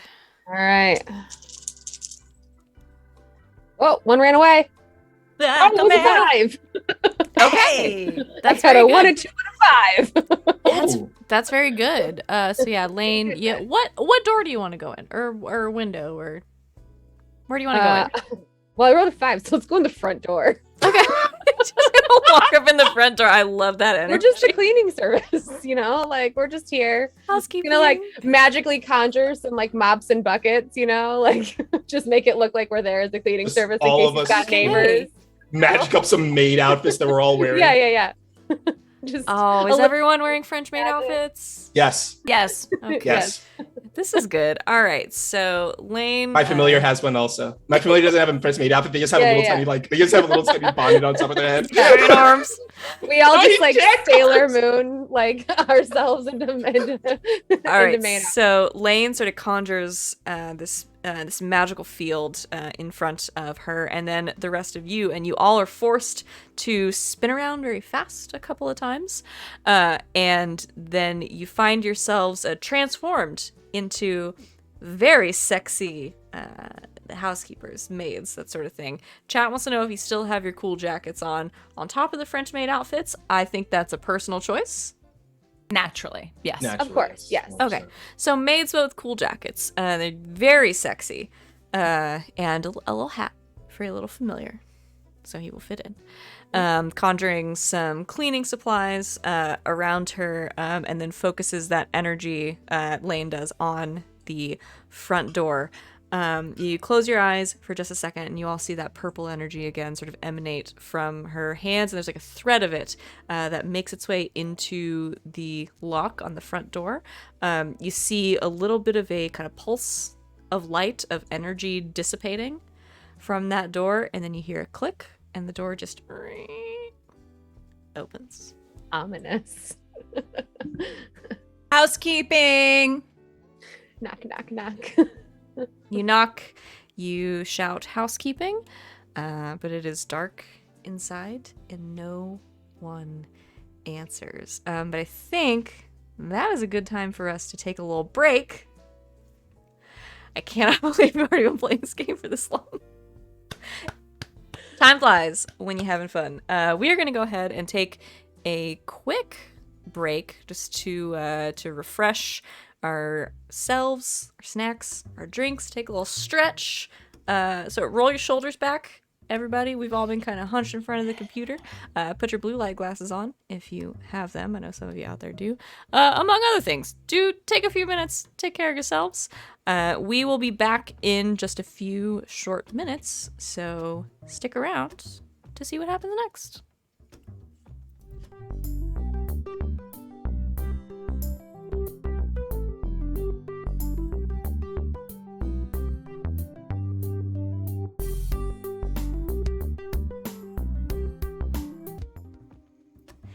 And And welcome back, Internet. Thank you for hanging out with us during our break. We are back. We are ready. We are refreshed. We are ready to start. So we are going to pick back up right where we left off as Lane performed some pretty awesome magic to not only disguise the party as a cleaning service, but also to break through the wizard's traps and open his front door. So you have knocked, you have called out, and it is dark inside, and you are under the impression right now, at least, that nobody is home. So what would you like to do? Should we describe how our maid outfits look? Yes. Okay. Do you two want to go first, or should I leave how Jericho looks to the end? I'll go first. I feel like you want to do that. I so really we do. I Actually. can tell. go before So you. go, yeah. We can go before. Yeah. Let me Absolutely. hold on. Let me find some sexy music. There's got to be something for this.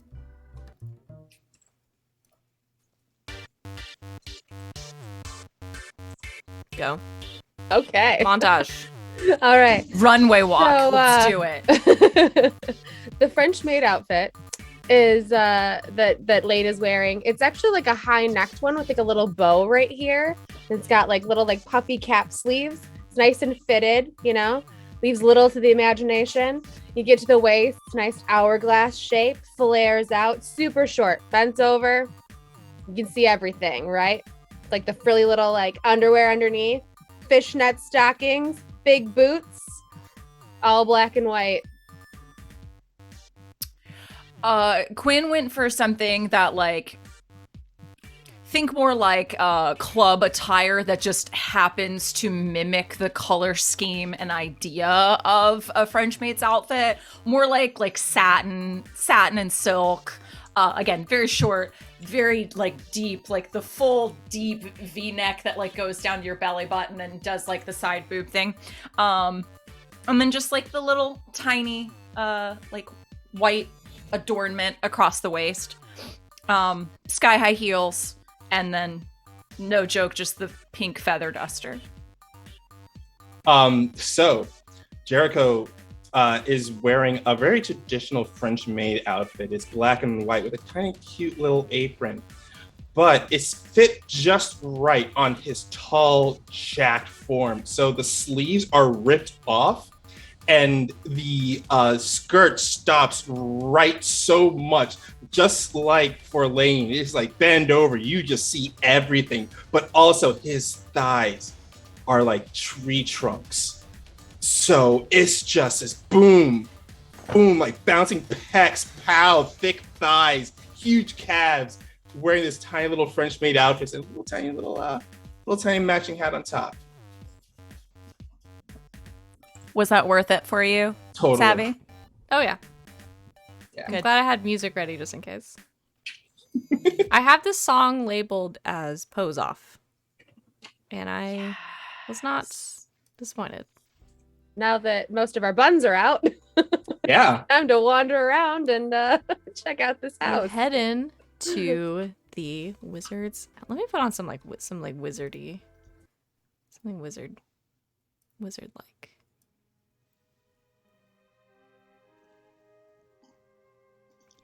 You head in to the darkened entry hallway of the wizard's home. What are you looking for? What would you like to do? His underwear drawer and bedside table. I think that was Yeah, that's that the was first step. That numero was uno. actually the main goal, yeah. Mhm. Okay. You head in, look around for a bit, eventually head upstairs and find the master bedroom. You start to go through Xander's things. Underwear drawer, exactly what you would expect. It's all very silky, but also very small. A banana hammock guy. I approve. I approve. I approve. You dig through a few more of his We did, yeah. possessions. Not a lot to be found in the dresser drawers, mostly clothes, a couple of other unmentionables tucked towards the back. You go through his bedside table as well, and you pull sort of from the very back of the drawer that's sort of been tucked behind some other trinkets, like watch, that kind of thing, extra pair of glasses, typical things. You pull out a journal from behind all these other things. Journal. Let's see, try to open it up. This could get juicy. Okay. Go to Sits the down on last the bed. entry. I try to open it up. Is it openable, or is it like locked or anything? It has a like a small puzzle lock on the front. I look at the puzzle lock. It's a slide and- puzzle. God damn it, Savvy. Why? Do you guys Sorry. have the next 3 hours free to solve the slide puzzle? I no, because I'm not. I look at the slide puzzle. I just finished an entire Nancy Drew last night. It took me till 3 And a.m. That's I- so real. I Oh. pull out a knife and I pop each of the pieces of the Okay. slide puzzle. That's fair. You pull out a knife. You pull out a like a butterfly knife. Flip it open, Yeah. very sexily, I assume, spinning it a No, couple of times. I do the full like, and I open it up. I give a nod to Quinn, like so, and then I pop each of the tiles out and I put them back in accordingly. You do what I want to do with every slide puzzle. Is Yes. you pop the tiles out and then you look at them and then you put them back in the right spots. I'm not even going to make you roll for that because that is how you should solve slide puzzles. You hear a little click as you fit the last tile into place and the journal falls open in front of you. Let's try to find something juicy. All right. Yeah, just let me get in the right headspace for this. Okay. Let's see here. Okay, go. Flip through it. All right, let's see here. July 15th. I entered the library and I saw Cynthia standing there. Once again, Cynthia looked at me with those wily eyes of hers. Once again, I knew that perhaps she wanted to spend the company of myself in my wizard tower. But alas, today is laundry day and my finest silken Speedo is in the laundry and I want to present myself in such a manner to her.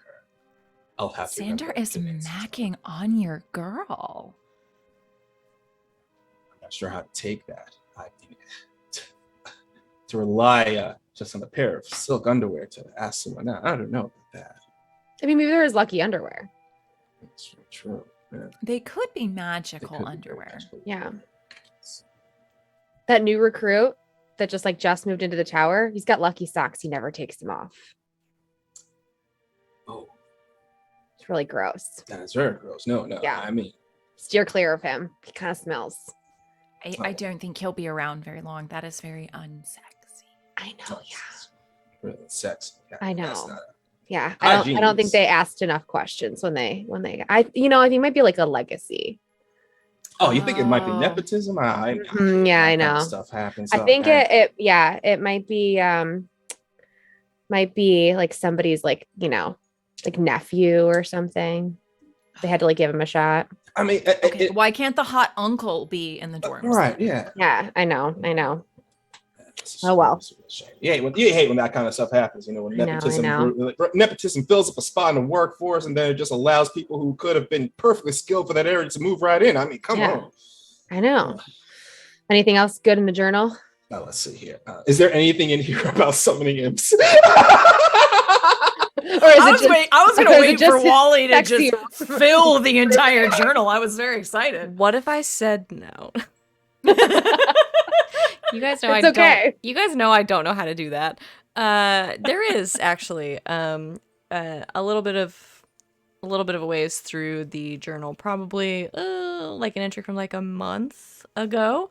You find a few writings about how Xander has found some new and interesting types of summoning magic in his many, many hours spent in the library, both researching and pining after Cynthia, who he's never managed to ask out somehow, which I don't understand. I mean, have you seen her? But you go through and eventually you find a few like notes of his that are about this kind of summoning, and like a demon he met one time who promised him like power and riches, all the stuff you generally get when it comes to that kind of thing. And there's a lot of inner monologue of him saying, yes, I should do it, no, I shouldn't do it, sort of angel and devil on his shoulder type thing. And then eventually he decides to do it. Is it because the demon was hot? There is a sketch of the demon on one page. And yes, it probably is at least in part because the demon was hot. Oh, now see that right there, and he like shows the picture to me. See that right there is why at least 95% of packs are made with demons. Everybody thinks the demon's hot. You know, that's just standard. That I'm summoning up a creature from down below. Of course, they're gonna be smoking hot. Yeah, You want to form a pack with them. Absolutely. I mean, we know people have a hard time saying no to us. People have terrible time saying no to us. I just go into a coffee shop and they say, here's your order, sir. I'm like, thank you. And I'm like, hey, by the way, do you think I can maybe get an extra special shot of right here in the coffee? And then they just give it. Yeah. It's kind of amazing, honestly. I got a free muffin yesterday. I mean, I don't think I've paid for coffee in several months. Yeah. Well, looks like to hear this is reason why they were doing all this, because pot demon and new kind of summoning stuff. What kind of summoning stuff does it look like they were using? It's, from your perspective, it's pretty standard summoning magic. It really looks like what's going on here is more focused on the actual deal that he made. That's interesting, if anything. I mean, Xander was already sort of top wizard dog when it came to this town, but a little bit more political power, a little bit more pull to get money from folks. He could really expand out, you know? And also have a hot demon bay. Yeah, well, it looks like he did all this just to get that good political power. So unoriginal. So I know. not sexy. I was really hoping that it was going to be something cool. Like, you know, he just really wanted like every Friday to be like Ice Cream Friday or something. And that's why he wanted the power. See, that is original. That is helpful. That is I know. sexy. And everybody would like it. Oh, I love Ice Cream Fridays. I know. Oh, yeah. We'll just suggest that to June when we get back. Ice Cream Fridays. I mean, I think we could probably get that going. She was actually really cool when I suggested that we have, Bagel Tuesdays. Yeah. And you saw Bagel Tuesdays really like that was blown up. Now we get Bagel Tuesdays and Thursdays. So I know. Everybody loves the most popular thing. Yeah. It's the most popular thing. And by the way, food themed days of the week. I mean, that's what you need power for, right? Oh, no, that's exactly what you need power for. I mean, before we were just having the normal plain bagels and raisin bagels, and now we get egg bagels. I know. That's how it begins. Try one of those cinnamon crusted ones yet? Oh, Cookie said next time we get everything bagels. Oh, man, nice. I cannot wait for that. That's good. I cannot wait for those everything. Yes. So, what's sort of the play here? Are we going to teach Xander the error of his ways and make him realize that being sexy is more than just about looks and power, and it's about using your sexiness for the good of humanity? Or are we just gonna fucking kill him? I mean, maybe we could start with trying to teach him the error of his ways. Well, yeah, maybe we can do a little combination of both, but instead of just killing them, we just brutally beat them up and teaching them the error of his ways. I'm down for teaching a lesson. Yeah. Yeah. That's about right. Okay. By the way, can we actually keep the alpha swing? Because I look fantastic right now, by the way. I love this. And I love you. Oh, I love this on you. And he gets all close up to, and not exactly touching lips, but then right up and it's oh, I love this on you. Oh, yes. Yeah. All right. I want to get us out of the situation. Yeah, okay. Oh, yeah. Were they- Let's Yeah. get going Let's later no, on. not on the strange wizard's bed. You know. Oh, right. Yeah, Right. Yeah, right. Although, no. Stay on task. Yeah. Let's exit the situation. Let's go to town hall. I will, once we're outside and clear of the cul-de-sac, I will get rid of our ruse, and I will magic those outfits into your wardrobe. Thank you very much. Lane, you're the best. Keep yours too, because this is just. Yeah, I feel like this could be like a Halloween thing or something, or like just like a general party thing. Or like a Bagel Tuesday thing. I mean, Yeah. I'm just saying. Oh, yeah, this is good Yeah. Bagel Tuesday, right? This works. French made ice cream Fridays. Oh, that's how we'll seal the deal. There you go. Yeah, We'll there it seal the is. deal right We'll there. pitch it in the outfits. We got this. It's in a bag. We It's got in a this. bag. We got this. Yeah. All right. All right. So, with your findings, you make your way out of the wizard's home, back out into the town. You ditch the French maid disguises. They're magicked back. I'm not going to make you roll for that because that's just fun. They are magicked back into your wardrobes at the College Errant, and you continue to head on your way toward your mission goal. So, what's the plan?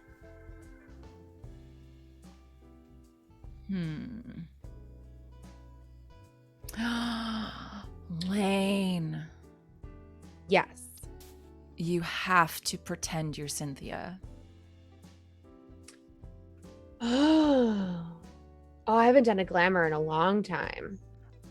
I know you're the You're best. one of the best glamours I know. I mean, yeah, but I mean, like, I'm so hot. I don't need to be somebody else that's hot, but like, it'd be fun to be Cynthia for a minute. And since he's got a big crush on her, Exactly. that's a good idea. So, All right, lull yeah. him into, some False sense of security. butterflies. Exactly. Yeah. Okay. And So once I'm Cynthia, go up to him, ask what? Maybe ask something. Maybe something related to demon something. Yeah. say one of the demons came and did something inconvenient at the library. Oh, that's a good idea. They wouldn't wanna what's that? inconvenience They reorganized the duodecimal system. Oh, Mm-hmm. that's Yeah. devastating. And they replaced all of like the fiction, novels with all of, these corporate or not tax law books. Oh, Just replaced all the jackets, all the hardcovers, switched them out. So, you're trying to read Game of Thrones and you're reading about tax law in Florida. It's horrible. how A could they? fucking I know. nightmare. I was trying hard to think of a Jane Eyre joke, but you just said that and it went out the window. Amazing. All right. And I guess I'm going to roll to try to turn myself into Cynthia, All the right. sexy librarian. Now, I'm gonna... This is me trying to remember what your stats are. You can either roll sexy or wizard, whichever is higher. I'm going to roll wizard. For glamour, I think, so. Mhm.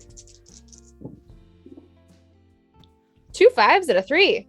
I like these dice. Okay. 5 is very good. So yeah, you concentrate for a moment, start to cast the spell, and a sort of shimmering glamour falls over you, and you're transformed into what the other two of you see as a pretty fucking good replica of Cynthia. It's pretty good. I'm assuming the pencil skirt is a little bit shorter. The heels are a little bit taller. Yeah. One more button undone. An even sexier Cynthia. You took the sexy of Cynthia, it was at a 10 and then you turned it up to a 15. Exponentially higher. Oh yeah. Well Hopefully he done. falls for it. I hope so too. I think so. Or he'll be Well, so distracted that he won't notice the difference. All right, so what are you guys gonna do? Well, if you're going to be distracting him, then maybe we head elsewhere in City Hall and see what we can do about this imp problem. All right, I will try to keep him in one spot. try to keep him as focused on you as possible, because I get the feeling if the main summoning circle is here, if we try to dispel it, if we can keep him distracted and focus on you, maybe it might make it a little bit weaker.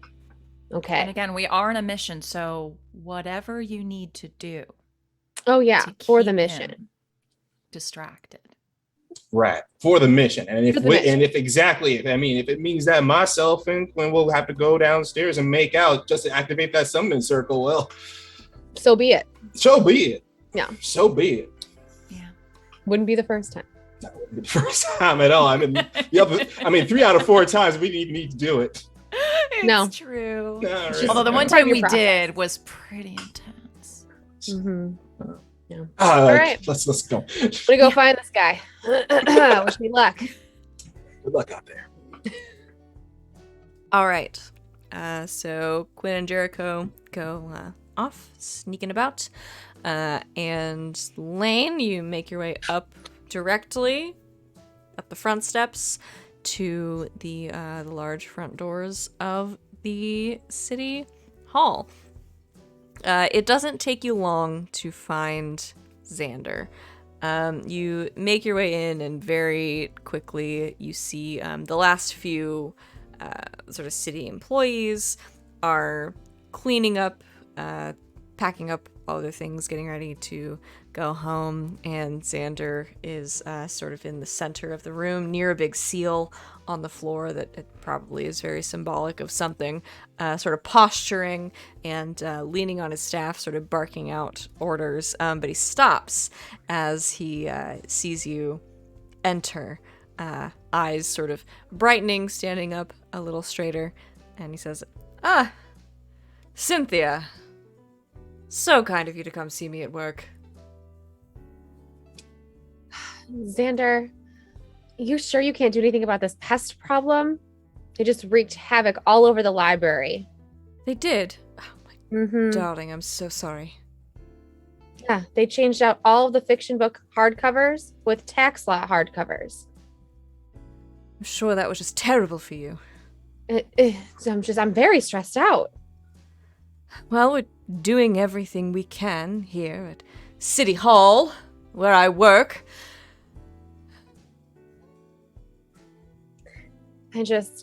I mean, we've got such an accomplished wizard in town. I just thought that by now you would have found a way to do something about it. Perhaps I'm not putting in enough effort, not working hard enough. I'll see what I can do. Thank you. It would be great. All of the Dewey Decimal System filing is all out of whack. I've had the most horrible afternoon. I've really been meaning to talk to Dewey about paring down his decimal system, but well, you know how things get very busy here at City Hall. I know. Yes, we are in City Hall. Yes, we are. Yeah, that's where I walked to find you to fix the situation. Well, you said you were stressed. Would you like to perhaps come up to my corner office in Yeah, City Hall? the one with the view of the Yes. park. Yes, that sounds lovely. Wonderful. Here, and he offers you his arm. Why does Xander Does he say like Xander really sucks so loud? bad? Does he say like really loud to make sure we hear it? Yes. Of like the view by the park.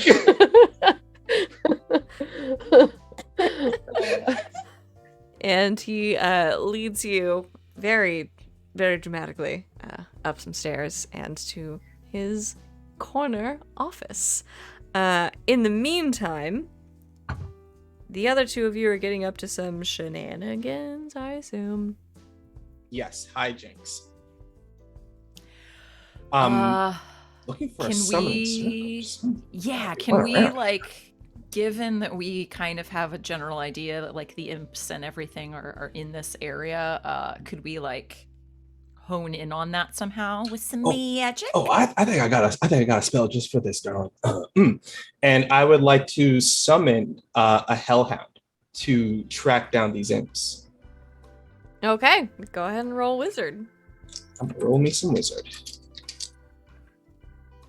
a D4. Oh, a 4. Yeah, you can do some magical finagling with that. So you focus in, and another sort of dark shadow starts to appear across the floor, and then forming out of it is a hellhound, sort of hunched dog-like creature, big pointy teeth, fiery eyes. Who's a big pup? Who's a ball? Who's a hell ball? Yes, you are. Yes, you are. So Yes, I you am are. a hellhound of the sixth layer of hell, and I And I don't know, but appreciate the sort of patronizing tone you're I taking I with me. scritched behind its ear. Well, okay, I appreciate it a little bit. We got The back a foot mess. starts kicking. Just a little bit. Now we got a whole mess of imps around here, and I need you to find, because you know how imps operate. You find one, you end up with 10 eventually in a couple of days. You know how they go. Now there has to be at least a nest or something where probably nearby the summoning circle. Maybe you could find it. I will do my best. Oh, okay. And he pulls out a little piece of jerky. Here you go. Chop, chop, chop. Yeah. All right. I love that you just feed everybody you interact with, all the players and everything. Jericho's love language is food, so Yeah. it's okay. You fed Quinn. Yeah. You see the hellhound sort of sniff around a little bit, and then perk up and sort of point in one direction and say, "The hunt is on!" And he just runs away. We follow. Oh, we gotta go find it. Oh, okay. All right. He runs for a bit. You sort of follow him through the halls of City Hall until you come upon a large set of sort of intricate stone doors, kind of in the most inner part of the building. They are carved with a lot of fluff. There's some like older versions of the language they speak now, which really just mean like abandon all hope, ye who enter here. It's very cliche. But the hellhound sort of stops at these two doors, sort of goes almost past them, and then backs up a little bit, sort of sits. Here, I've found it. Jerky, please. Pulls out some jerky and holds it out. There you go, buddy. Thank you. He pats the hellhound on the head. Then kneels down and gives those side scrapes to the face. Yes, these are deserved. Thank you. Yeah. All right. If they're all right, babe. You want to open up this door? Yeah, sure. Kind of give it a little jangle. Is it locked? It is not. No. Let's go. Boom, boom. Kick open the door. As you kick open the door, you don't hear it, but Lane, you do.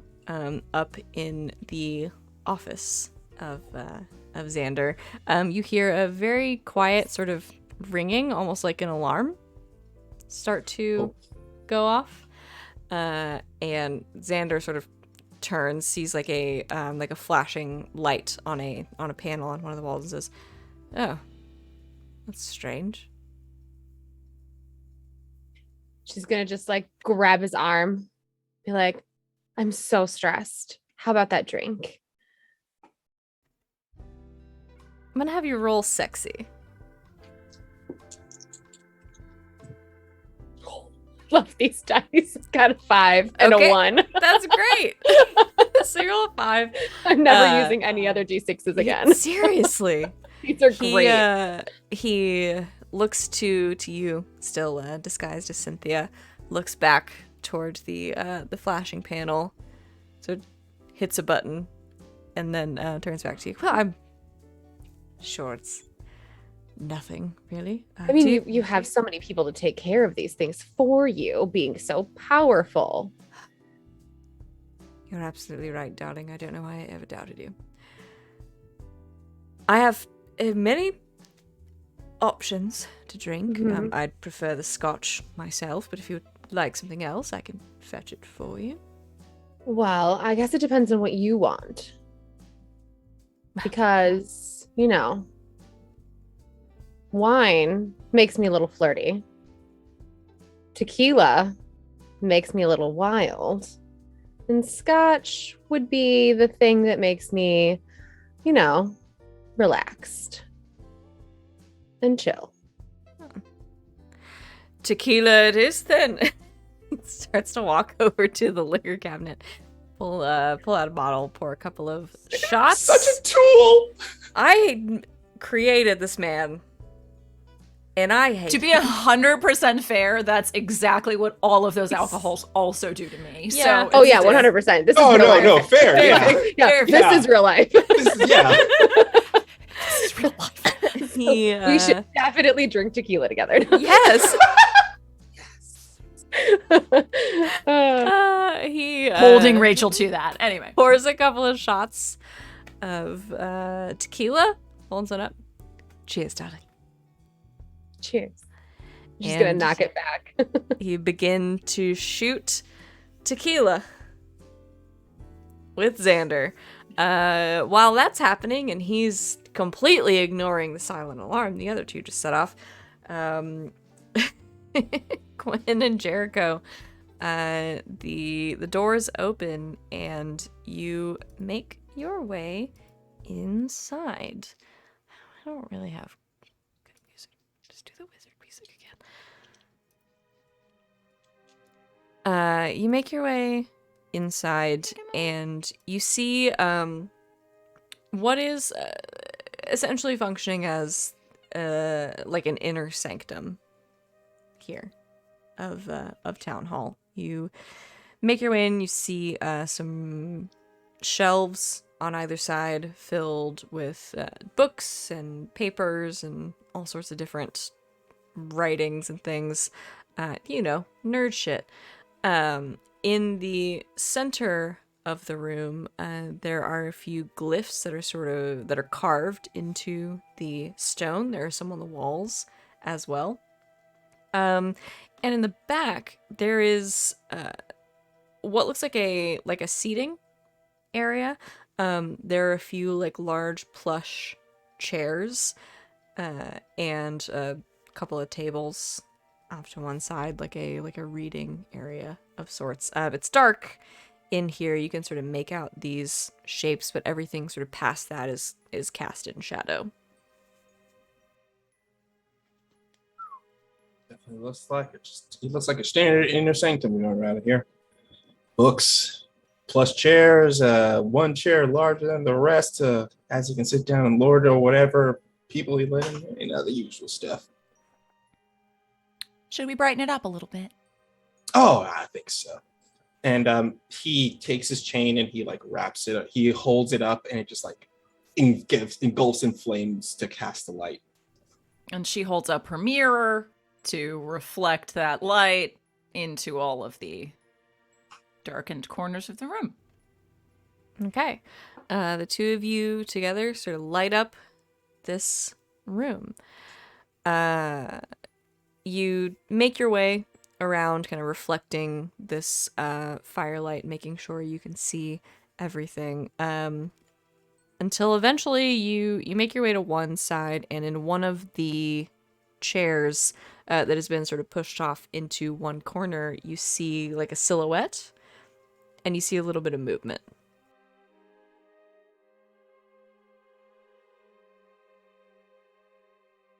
Saw that, right? Mm-hmm. Do we say hello or do we just destroy? I kind of just want to destroy it. I haven't seen you smite something in a long time. Yeah, it has been a while since I've smote anything. Will you smite it for me? I'll smite it for you. And he like gets it, like they get like to those when they get They do really the close. Like, I'll smell it for y'all, right? I'll smell it. And he like holds the chain. You want me to see it smell it? I'm gonna smell it real good. You ready? You ready? I'm gonna smell it. I'm gonna smell it so hard. I'm gonna smell it. I'm gonna smell it real hard. Smite it for Let me me. calm down. Back on task. Smite it. And he turns around and heads over to where Southern movement. So you turn around and after this conversation, head toward the movement in the corner. And as you light it up, you see a figure that is sitting in one of these chairs. A large, sort of broad-shouldered, very muscular figure sitting back, their legs crossed in front of them. Again, chiseled features, sort of high cheekbones, dark burgundy red skin, bright orange eyes, and these large horns that sort of twist upwards and then curve back around below their ears. Very sexy. Just sort of sitting back, and they sort of reach over to the table next to them, pick up probably a glass of wine, sip on it, set it down. Don't really move from their position, just kind of stay reclined in the chair. So I heard there was going to be some smiting. How curious. Well, yeah, I mean, I was gonna just I was about to, just come in here, just destroy you, just wreck your shit as I wanted to tend to do, but now I see you. You look like the same figure that was in that book. So you look like the big, head honcho that he's like siphoning power off of or made a deal with. Some people might call me that. Have many names, many titles, many jobs. Why? Are you looking for a patron or something? Oh no, I'm Spoken for. I'm spoken for. Thank you very much. But He already has a demon daddy. Yeah, I currently do, and how the contracts work and how other demons work. I would not be too pleased with that.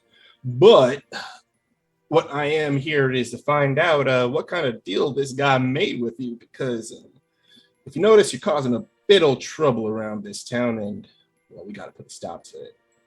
Oh, why should I care? I should ask you the same. Why should you care? Oh, because we'll get paid. Fair. Absolutely. Fair. And specifically for this paycheck, I promised Quinn that we would do that thing, from like leaving Las Vegas. Where where thing we throw all the money on the bed and we just like roll around back and forth on it. I mean, it's kind of a thing we do. It's like, I was gonna say it was like a 1 week anniversary present. He promised. I promised him. Well, I suppose I can't argue with that. All right. I'll humor you. What do you want to know? Oh, well, what was the deal that was made? Oh, with what's his name? I wanted to say, I think it's Xander. Xander. Yes. No, Zagreus was a whole other thing. Oh, don't get me started on that boy. Yes, Xander, the one who looked vaguely like, what's his name? George Clooney. Yes, love him in all of his moving pictures. Well, it was rather boring, if I do say so myself, but, could have been worse. I suppose he wanted to gain some political power, wanted to have access to extra resources what those resources were for. It could have been any number of things. The man has myriad hobbies. Last week he was trying to open his own boutique, so perhaps he'll break into the fashion game. But so it was a slow week for me. I needed something to do, somewhere to place my power, someone to torment, so Here we are.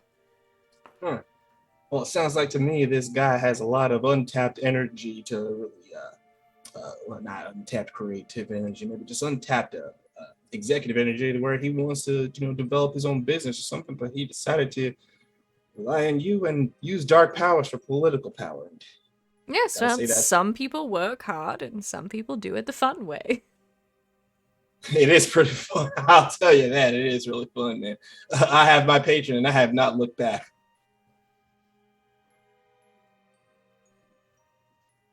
So, what if we gave you a more fun option? More fun option. Oh, an incredibly more fun option. Not that the bar is very high with Xander, but He's no Zacharias. Well, how about this? Now, like I said, I'm already spoken for patient, and Quinn, she's not.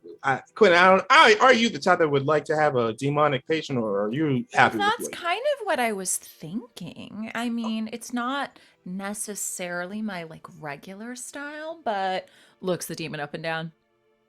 I mean, I could definitely be into it. So what? Trade places? Yes, but you would need to vacate around here because, they don't know what to do with the likes of us, to be perfectly honest. And, yeah, then we could get into a whole bunch of hijinks. I do like hijinks. We love them. We're a big fan of hijinks. Tell you what. You have friends here. Yes, I'm sensing several presences, if I may, Oh, yeah. in the building. I know it's not just you two. So you find your friend, come up with a plan. If you can prove to me that you are really sexier than what I'm dealing with currently, I'll take that deal. I'll leave. I'll take all of my little underlings somewhere else. And we'll get up to some fun instead. But you're going to have to really put on a show. So, what do you say? We're Well, always ready to put on a show. Well, I think we have ourselves a deal. All right. You have half an hour to prepare. Don't disappoint me. Not possible. Oh, possible. Yeah, don't worry.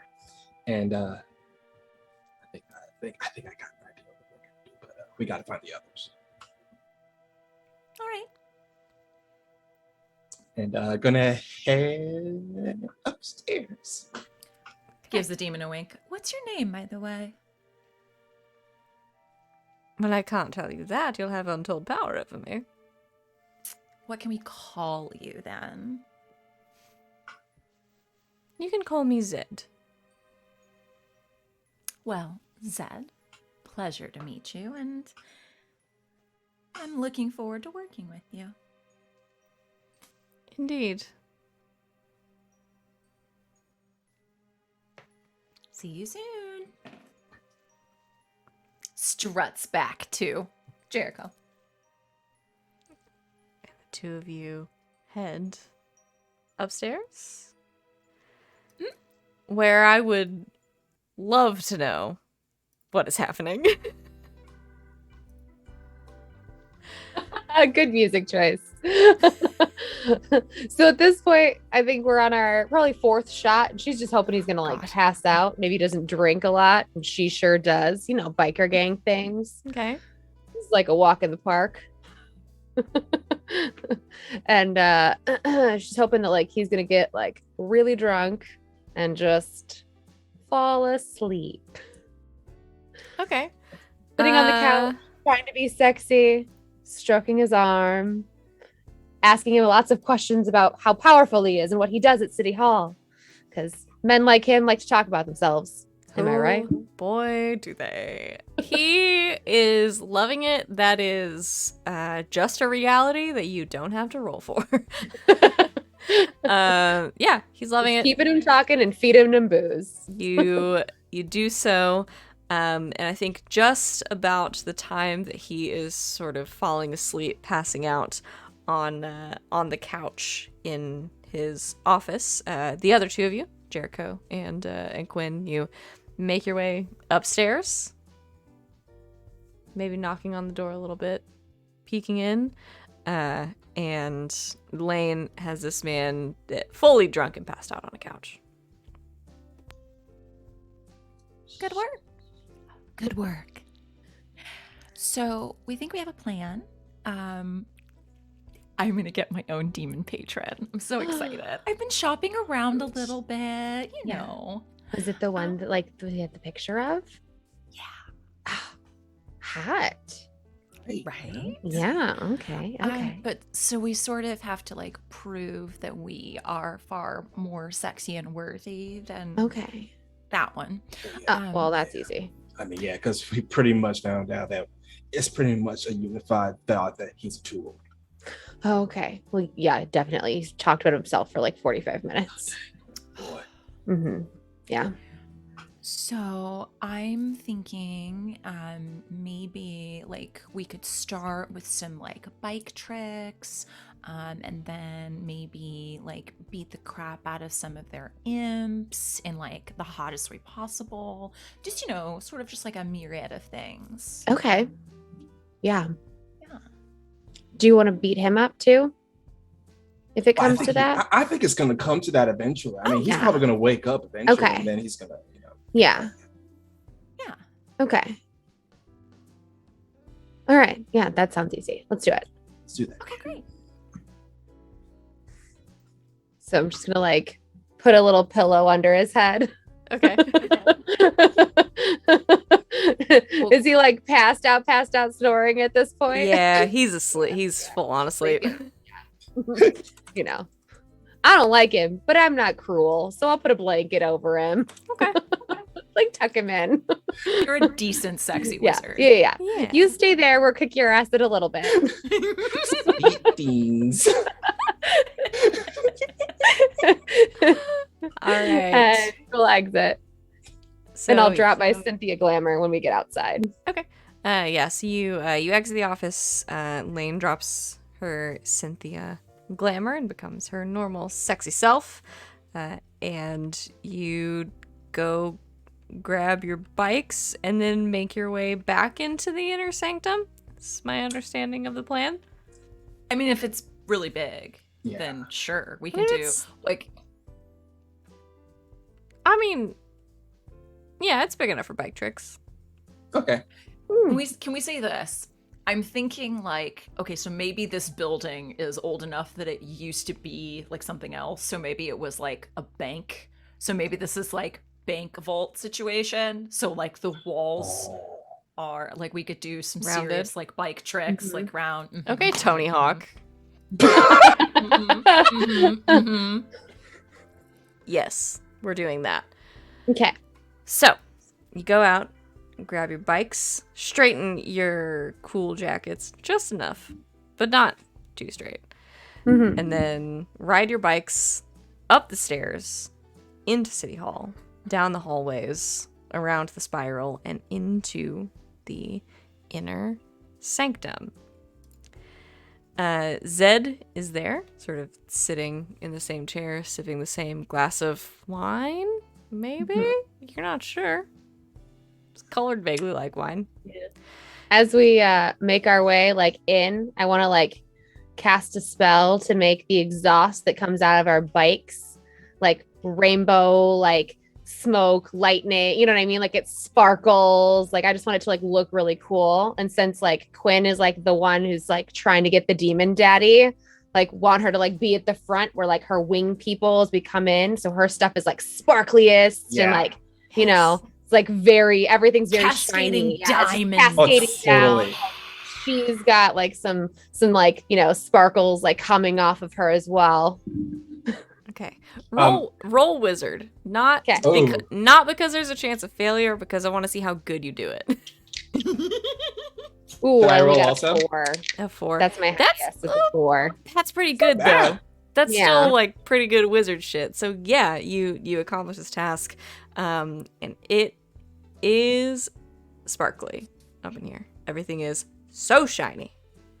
And Demons Quinn, like shiny. oh hell yeah! And Quinn is sort of centered at the forefront of this as you ride in. Zed watches you, and you begin to try to prove yourselves. How do I possibly pick music for this? Is this what you were expecting, Savvy, in any way? No. Good.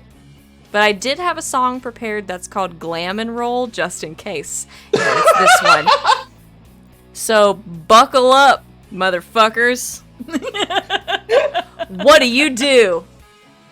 Okay, so Jericho, he rides his bike into the middle of the big trick area, and he summons all of these demons up, and he tells them to attack him, right? And as he's fighting these demons, he's like doing like, but he's still riding his bike. So like all these demons are coming at him. He's like doing cool things where he like spins his bike around, hits the back wheel with one demon, and then he and he like does a wheelie and he slams the front wheel down on top of another demon, right? But then more and more demons start to pile up. And he's like, okay, yeah, this is getting way too serious, right? And then he does a whole thing where he does like a donut spin, like to knock away a bunch of the demons, right? But he does a donut spin more and more. He hops up off the bike, and then the bike then launches itself up into the air, separating into two pieces that come down. And he catches both halves of the bikes into his hands, and he's just going bam, bam, like swinging around, leaning back, swinging like underneath a demon that swings at him, uppercuts another one, launches them up into the air. He throws the two halves of the bike up into the air, and they turn into like these two robotic bike-looking dogs that like jump into this demon, and it's just this spectacular, stylish display of like Devil May Cry like style combat that ends with all of these demons just wiped out completely. Okay. Roll battle. I tap that.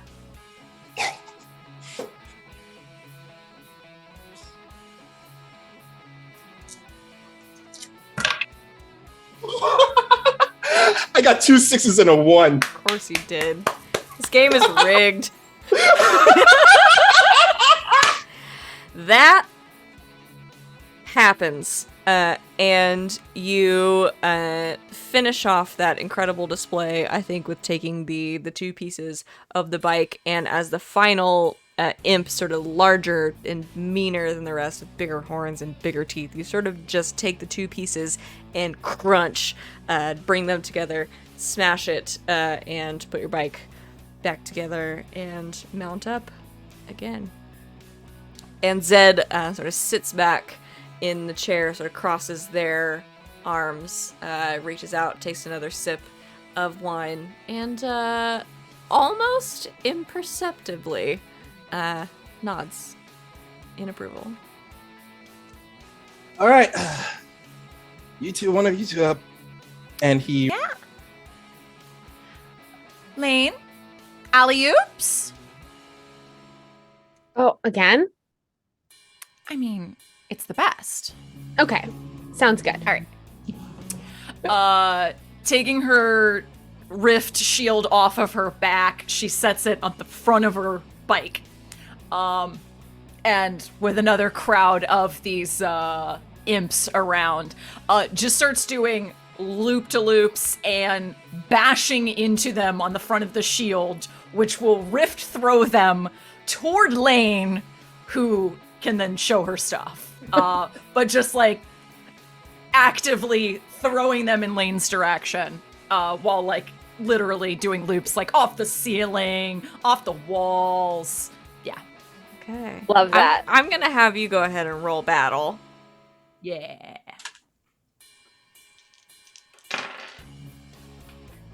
That's a 4 is my highest. Okay. It's a 4. That's some wizard shit. So yeah, I think maybe a couple of them aren't placed as precisely as you want them to be, but you managed to pull this off. It's very flashy. It's very sexy. And you start to ultimately sort of rift throw as you're doing a bunch of, like, I don't know, flips and shit on your bike. As you start to throw these imps toward Lane. Lane, what are you doing? Lane has parked her bike in like on the side already, and she's just standing in the middle ish, you know what I mean, like off to the like side a little bit, but basically in the middle, and she's got her whip out and she's just waiting for Quinn to start. And you see her just standing there, and then all of a sudden you just like feel this almost like crackling energy, and like she looks up, she grabs her whip and she just cracks it towards the ceiling, and this like dark purple and navy blue cloud starts to form, and you hear this like thunder rumble, and like lightning starts crackling down. And as these guys are being thrown at her, these imps, lightning is striking them as she's like whipping towards, like not hitting them with it, but she's like, her whip is making the lightning hit it. And like on the like the wind that's like swirling now, you're hearing like the wolf cries, which is why it's called the ghost wolf whip. So I'm assuming I need to roll magic. Yeah, it could be battle, could be wizard. I don't know. That's some pretty wizard shit. Let's do wizard. I got a 6. Yo! 2 and a 1. Okay, so Oh my god. I saw the 2 and 1 first, and I was like, oh no. I'm electrocuting everybody. damn, that's good. Okay, so I'm gonna call this. This is not in the rules. This is just me. I'm gonna call this like a stunt because that's as high as you can roll. So, I mean, it's already. Tell me one like really just bonkers cool thing that you do, like anything. Use your imagination. Absolutely wild. Something that you should not be able to do, Okay. but you can She's gonna accomplish. start whipping the whip around her, and all of a sudden it turns into like a tornado cyclone that's all like navy blue, dark purple.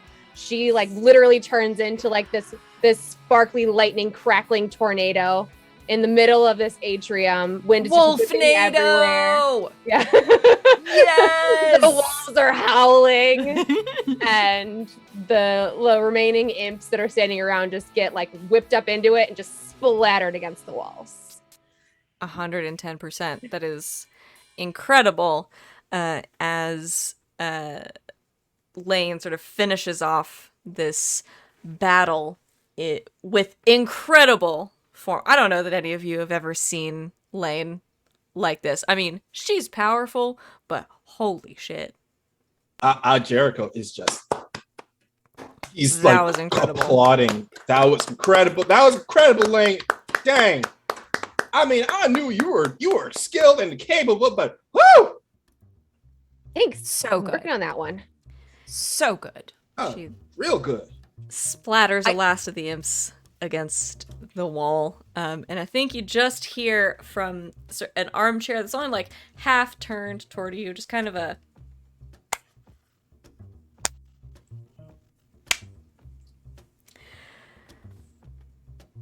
You know, I have to say, well done. We're fun to hang out with. We're a blast at parties. Yeah, we're pretty enjoyable. And luckily for you, I throw a lot of parties.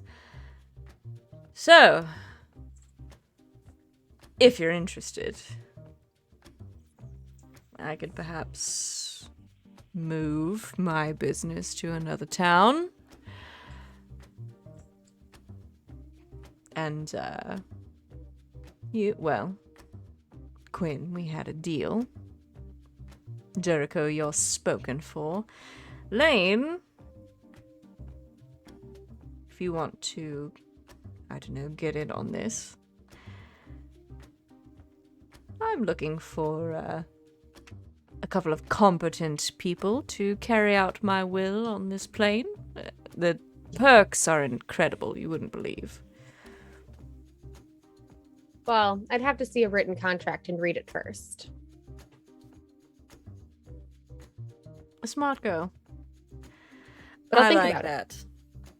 that. Zed snaps their fingers, and this sort of roll of parchment appears, and then just kind of unrolls across the table in front of you. Look it over, but I think both of you will find my terms more than adequate. That is, if you're willing to share. I mean, we're best friends. Yeah.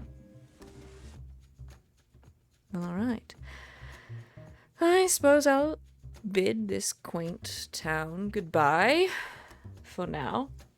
Pleasure meeting all of you, really. And, well, I suppose you'll find me wherever I set up shop next. You do know how to do summonings, yes? To get in touch?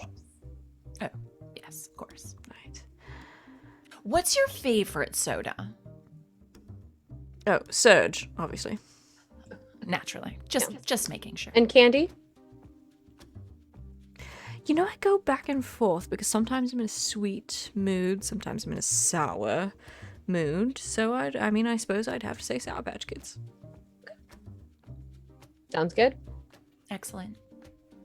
Surge and Sour Patch Kids. You know, like every millennial my age. Of course. Of course. Well, I suppose you've won this round. All I can say is good job, Godspeed, if that's not too ironic, and call me, maybe? We will. I mean, I just met you. This is crazy, but yeah, definitely. Good night then. Quinn, Lane, Jericho, pleasure. As always, I'll give my likewise. regards to your familiar's mother, I guess. I mean, look, especially because I'm a little guy, he likes talking about her all the time. He doesn't shut up about it. Have you tried the Cool Ranch Doritos? I find it really occupies them for 15 minutes at least. Let me try that. And he like reaches into his pocket, pulls out like a little tiny bag of Cool Ranch Doritos and shakes it once. You just hear He like opens up the bag so that gas like Cool Ranch smell hits the air. Give it. Oh, you want this? Give it.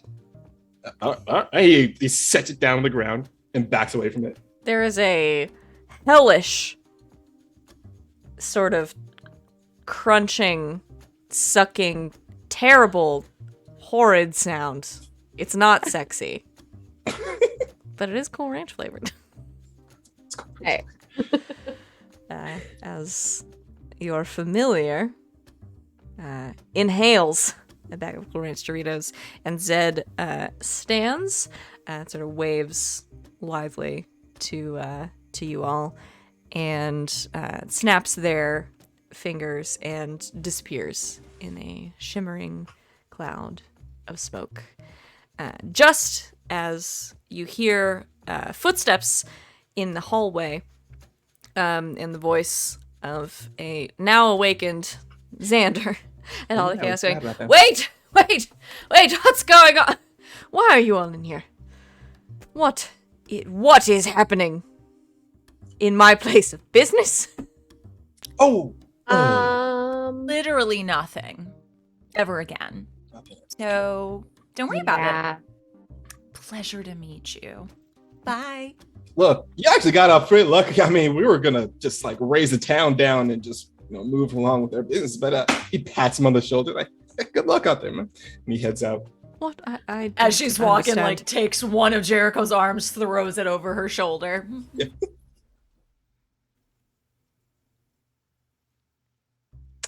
Hey.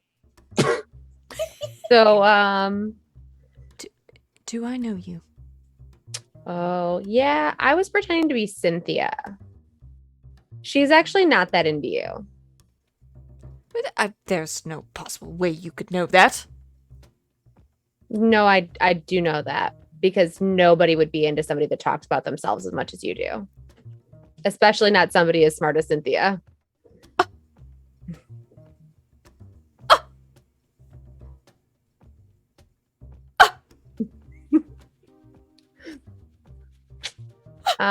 So we stole your demon daddy. Cynthia's not into you. And you're a tool. So that's the recap of the last hour or so that you missed. You wound me. I think your ego is big enough to recover.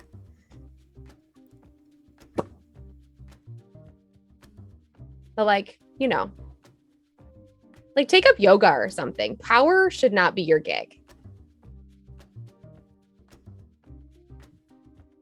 It's all I've ever known. Yeah, I get that. But like, you know, reinvent yourself.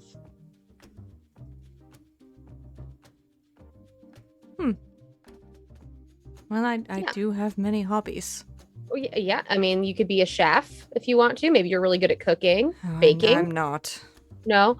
Do you like anything creative? Do you like painting? What about gardening? You could garden. Well, I always sort of had a penchant for fashion. Oh, there you go. Yeah. Why don't you open a little clothing boutique? Start selling things that you like, a curated selection, if you will, and then from there you can start your own fashion line once the store is in the green. In this economy? Yeah, I believe in you. If you're really good at it, it'll work. You know, I don't know who you are, but somehow your confidence means something to me. There you go. Good luck on your future endeavors. Xander just explained Twitter. I have no idea who you are, but your confidence in me is inspiring. Your confidence Thank in me you. is inspiring. Like, Yeah. thank you so much for believing in me. Well, we kind of just ruined his life. So like, Or did he ruin his life? well, yeah. Ah. He started it, we finished it. So, the three of you ride, because you can't leave your bikes here, No. out No. on your motorcycles. You make it out to the city square.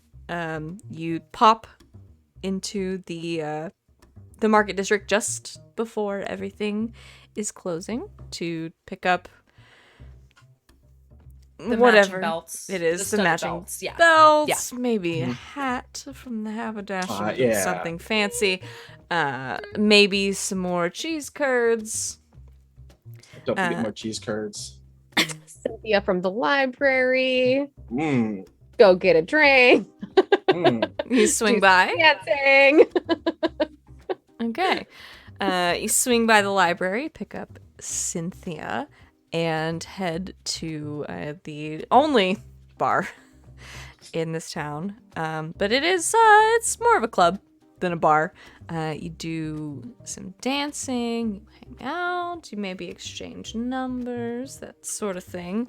But as the night grows long and dawn starts to encroach on your fun, you hear a rumbling from above you as you sort of make your way out of the bar / club, and you see a large floating castle just above you, opening one of the bay doors, ready to invite you back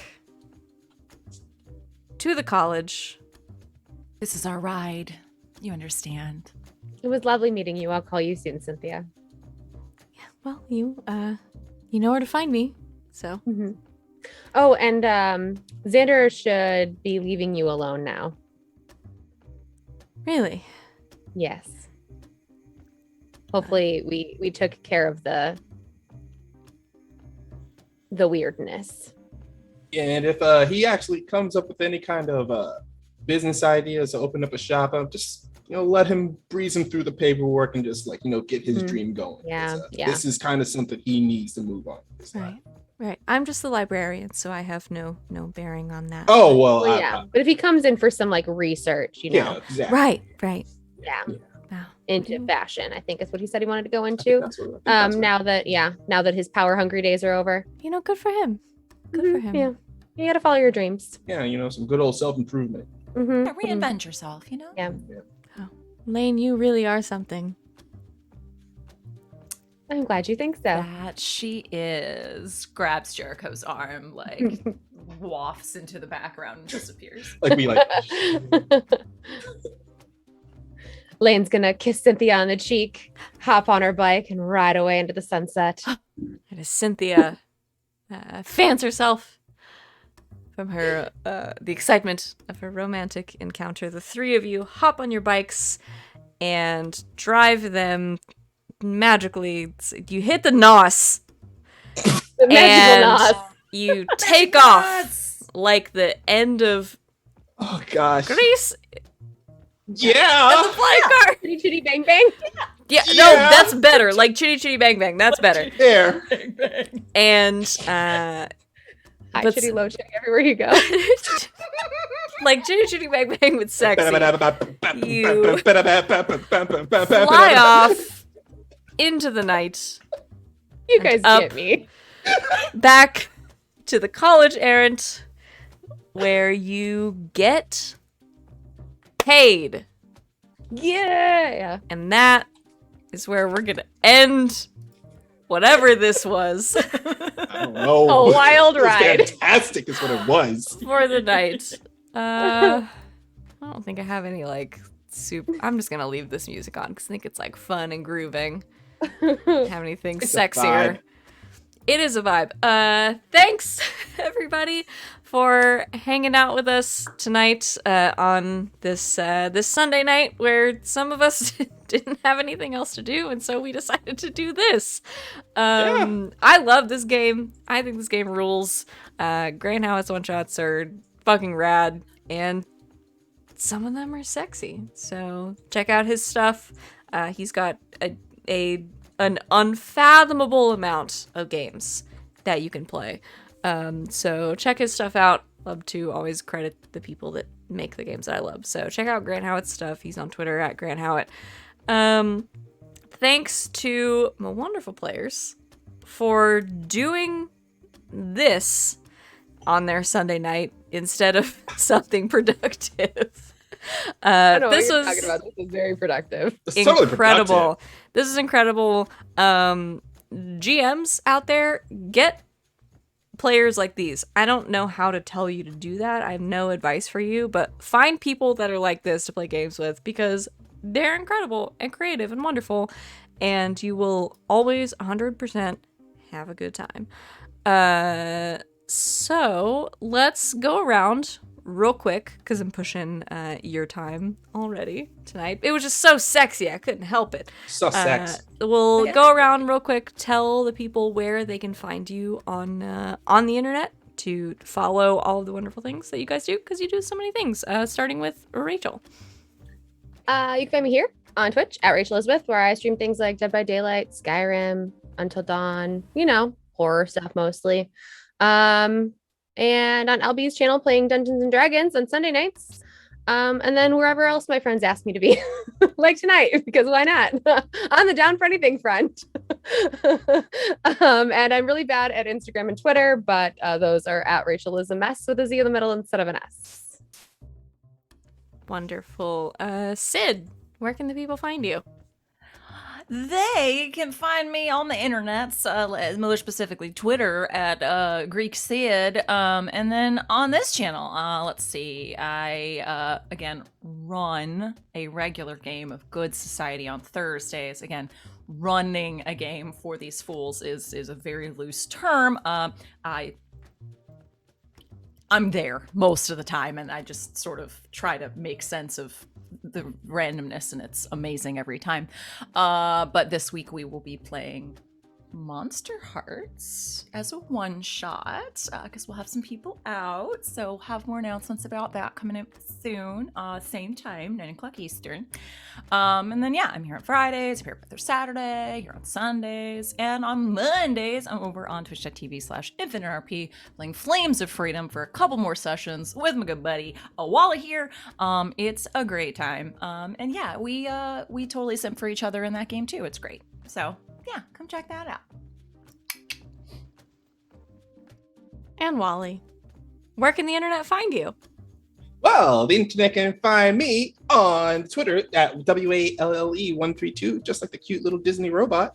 You can pretty much find me there, just speaking my mind, posting my gifts, and just shit posting daily. Just, giving out some positivity out there in the world is what I like to do. You can also, like it said, you can find me over at Infinite RPG tomorrow, playing some Frames of Freedom. And Tuesday, you can find me over at Super Dylan's playing some, I don't remember the bloody name. I just know it's a game that takes place in the Coheed and Cambria universe, because why not? It's awesome. And yeah, that's where you can find me, y'all. Follow all of these people on all of the various social medias. It's worth it. I promise. You'll love it. You love them. You already love them. How could you not? Do you see what we just did for the past 3 hours? You're kidding yourself. Thanks so much, everybody, for hanging out with us for this one shot. I love doing these, and I love the fact that all of you indulge me in this. Thanks to my cast for doing this with me. I'm Savvy. I'm at Savvy Seaworth on the internets. You can find me mostly on Twitter, where my streaming schedule is pinned to the top of my page. I'm here on game nights Thursdays through Sundays, and most Sunday nights when our GM is in town, at least. You can find me along with Rachel on LB Hack'em-Up's channel playing Dungeons and Dragons. And yeah, I think that is it for us for the night. So thank you, everybody, for hanging out with us. This was an absolute blast, an absolute joy, and I think we will be doing more of this kind of absolutely goofy thing in the future. So stick around, follow us on Twitter. We tweet every time we go live. And until next time, good game, and good night, Internet.